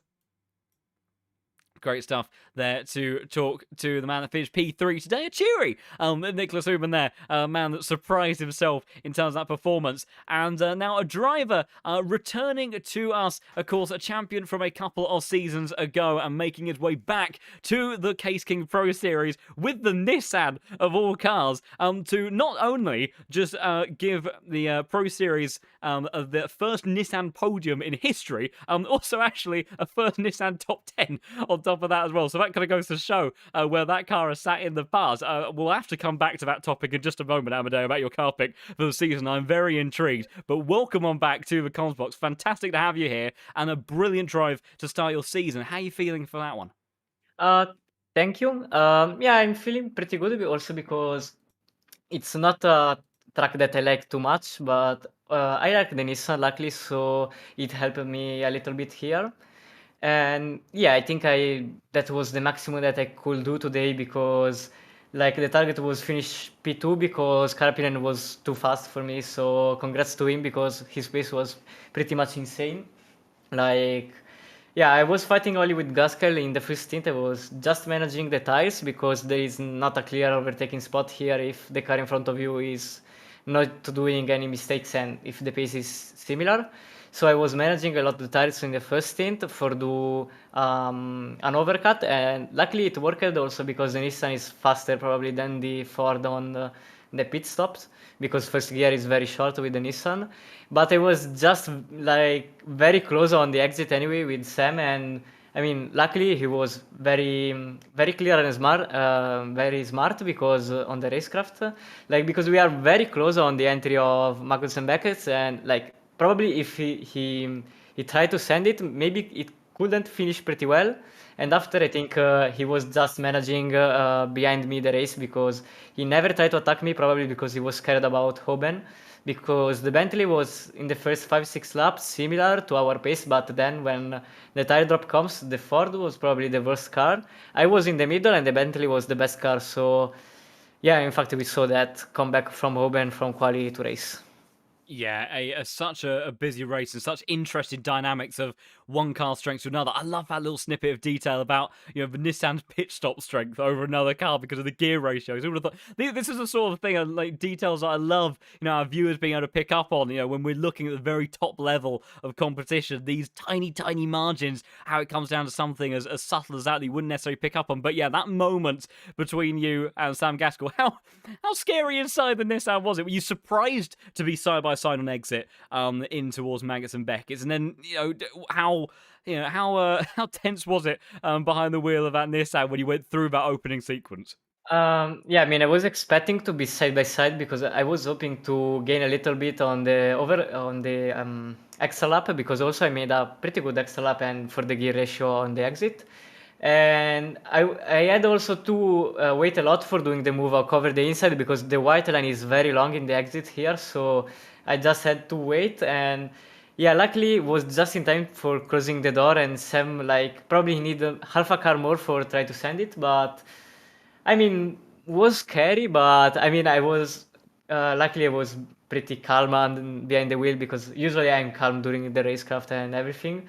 But yeah, after completed that free corner, I was like, yeah, that was kind of scary because our race can like over in that moment. But everything went good, so pretty good. Yeah, fantastic scrap between the pair of you. Had all of us on the edge of our seats as well, I can tell you that much. And of course, you as a champion of this series, you know how important consistency is. So, getting the podium here today and also making sure that things didn't come to blows between yourself and Sam, so crucial in terms of the championship campaign. Of course, great start then to the season with that P2. Heading next week to Barcelona. A bit of an interesting circuit. Any thoughts or feelings as to how the Nissan might behave around there? I don't have much idea because like every track will be, like an adventure with the Nissan because I never drive it too much. I have a setup only for a few tracks. Like I know how it will be probably on Paul Ricard, but Barcelona probably should be easier to drive because you don't have a lot of fast corners where the Nissan is struggling. But I mean, we need also to see the BUP, but I don't know. I expect to have a good race. Hopefully, like the target is as always top 5. Like be consistent because it's the key for this championship because it's very long. Absolutely, and before I let you go, I just a few words from you because I must admit I was delighted to see the Nissan picks. Also, not just from yourself, a couple of other drivers as well, looking Lockheed the Nissan. So I don't know how much you want to give away in terms of your secrets and thinking behind that choice, but it was a surprising and interesting one. What led you to end up picking up the Nissan for this season? I mean, I like how the car handles, and I like a lot. Yeah, the car have a lot of good characteristic because I mean it's good on the start, like especially compared to the Aston that was the car I was used to use, and also on the pit stop it's faster than the Aston. You have a very good acceleration out of the corner, so it's a pretty good car for I think sprint races because you have a lot of good characteristic for the racecraft basically, and I like how it handled to drive, so that's why I took this choice. Fantastic, great insight there, and so interesting because clearly it's worked out pretty well so far, and I'll be very intrigued to see how it plays out for the rest of your season. Amadeo, welcome back to the Comms Box. Congratulations on the podium this evening, and look forward to seeing how you get on at Barcelona next week. Yeah, thank you. Hopefully, see you again next week. Cheers, guys. Fantastic. Take care. Great stuff then. And now to bring in a man that's been waiting ever so patiently in the interview room is finally going to have his moment. Timu Karpen, welcome on back to the Comms Box. A third race win for you and a brilliant dominant performance in that Bentley. Pole position, fundamentally leading every lap of the race. An incredible start to your season. You must be over the moon to kick things off like this. Yeah, I mean that was more than I was hoping for, to be honest. Like I knew the car was really quick today, but yeah, I mean you still have to bring it home, and it was quite a project, to be honest. Like it always looks easy, but on the track you have so much pressure. Like I was so scared for the first stint, to be honest, and made a few mistakes, and the car was quite a handful also. So yeah, I got it kind of in a better setup window this time than last time we were here. So that all obviously showed in the pace quite a lot. But it was still quite an eventful race on the lead position. It absolutely was. It was a busy one for certain. Also, yeah, you've got your overjoyed team manager Pranav in the chat. A very happy man indeed, being struck down by Nightbot, not for the first time. With the Capitals with his excitement, understandably Nice. so. Because yeah, what an incredible evening for yourself and Visceral Esports. I want to take you back to qualifying because that pole position lap, brilliant lap from you. Just give us a little bit of perspective in terms of trying to hook up a lap around here in the Bentley because it's not always the easiest car to hook up a lap with. It kind of always, whenever you go on board with the Bentley, it kind of always looks like you're just slightly out of control with this sort of car. But it's such a fine art in terms of precision, and Silverstone, such a fast flowing circuit, tricky to put together. How was it trying to put that lap together, and how proud were you of that pole position time? I mean, yeah, it was kind of a struggle, to be honest. Like the first quick lap that I had, I somehow managed to invalidate on the last corner exit. I just kind of drove off the track for whatever reason. I was checking the delta and I was like, oh, it's green. And then I drove off the track and it was invalidated. So That'll that was, chestnut. yeah, so that wasn't great. So obviously that built up a bit of pressure. Then I managed to hook up the lap that ended up being uh, not quite the pole lap, but the one before that. That was quite good, but the turn one was a bit sketchy still. So I was the rest of the session I was kind of just trying to hunt for the perfect turn one and then get the lap together. And to be honest, like I didn't quite maybe extract all of it, but it was enough for pole. I think many people in it's quite common in Silverstone that you leave a bit of time on the table. So yeah, that's at least what happened to me today. But yeah, was enough for pole. So that's yeah, I'll take it. Absolutely, yeah, cool. Yeah, of course. Turn one, it's there's such a pressure corner because it means so much in terms of that pace that you carry on down to Max and Beckett's, and it can, and you don't really want to get the very first corner of the lap wrong, invalidate it, and then have to try to compromise your entire qualifying session around it. So yeah, it's a big pressure point, that corner, and can make such a big difference to the lap. But yeah, you executed a wonderful session that was of course followed up by a fantastic race, a dream start at the beginning, eking out the gap over the course of the first stint, especially when those guys behind started to battle, and then a kind of a safe, reasonable strategy, kind of undercutting those behind you in relative terms, so it just allowed you to have a comfortable margin in the second stint, and then controlled it all the way to the end. A masterclass performance from you all evening. The perfect way to start the season. Of course, whilst I'm sure you will relish in the joy of this evening's performance for the days to come, I do want to cast your mind over to Barcelona for next week for the second round of the season. Any thoughts or feelings on that front? Speaking to Huben, of course, fellow Bentley driver, he's thinking it could be a pretty strong showing for that car. What about yourself? Where's your mindset on that one? It's gonna be, I feel like, tricky because Barcelona has never been a strong track for me personally. So I have quite a lot of work to do in terms of like extracting more pace there. But I think the car should be quite good there, especially I think the forecast is quite hot also. So that's always good for the Bentley. But yeah, as a driver, I do have a lot of work for the Barcelona round because yeah, I'm kind of hopelessly off pace there. So hopefully I can cook up something. Well, I think if anything is from tonight is to go by, Timo, clearly you are on fire with this Bentley and driving extremely well. So I'm sure that you'll be looking in fine form for the second round of the season. Fantastic drive from you this evening, from start to finish, quali to race flag. Absolutely brilliant stuff. You've made Pranav a very, very happy man in chat. A popular victory as well, with a lot of support for you. So a great way to kick off the season. Timo, always a pleasure, and look forward to seeing how you go next week at Barcelona. Yeah, thank you so much. And hi, Mum. Take care, Nemo. Brilliant stuff there from our very, very happy Finnish driver who won the race this evening in fine fashion. What a brilliant performance from him. He is delighted for sure. And rightly so after a race put together like that. Whilst it was almost a dream start, we had the 1-2 from Visceral Esports in qualifying. Looked like it could be a 1-3 double podium finish.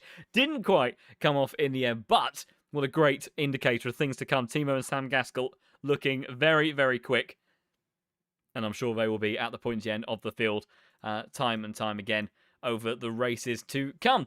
To run through our race results of the evening, though, because it was a busy one indeed. There you go, the confirmation with Carpenter, Castorino, and Huben. Your podium finishes with Gaskell, Whitehead, Delfanta, Abalazzi, Iamalo, Sharda, Walsingham, Barrier, McNair, Camperner, Hosseini, and Van der Velde, seeing your way to the end of the top 15. Both Valentine and Amir Hosseini, kind of a dark horse in that one, getting 13 positions. Not quite your biggest mover on the grid. That went to Josef Koifel in the end with 14 positions. Game would be Steckenberg and Magnani. Hutchinson, busy race for him.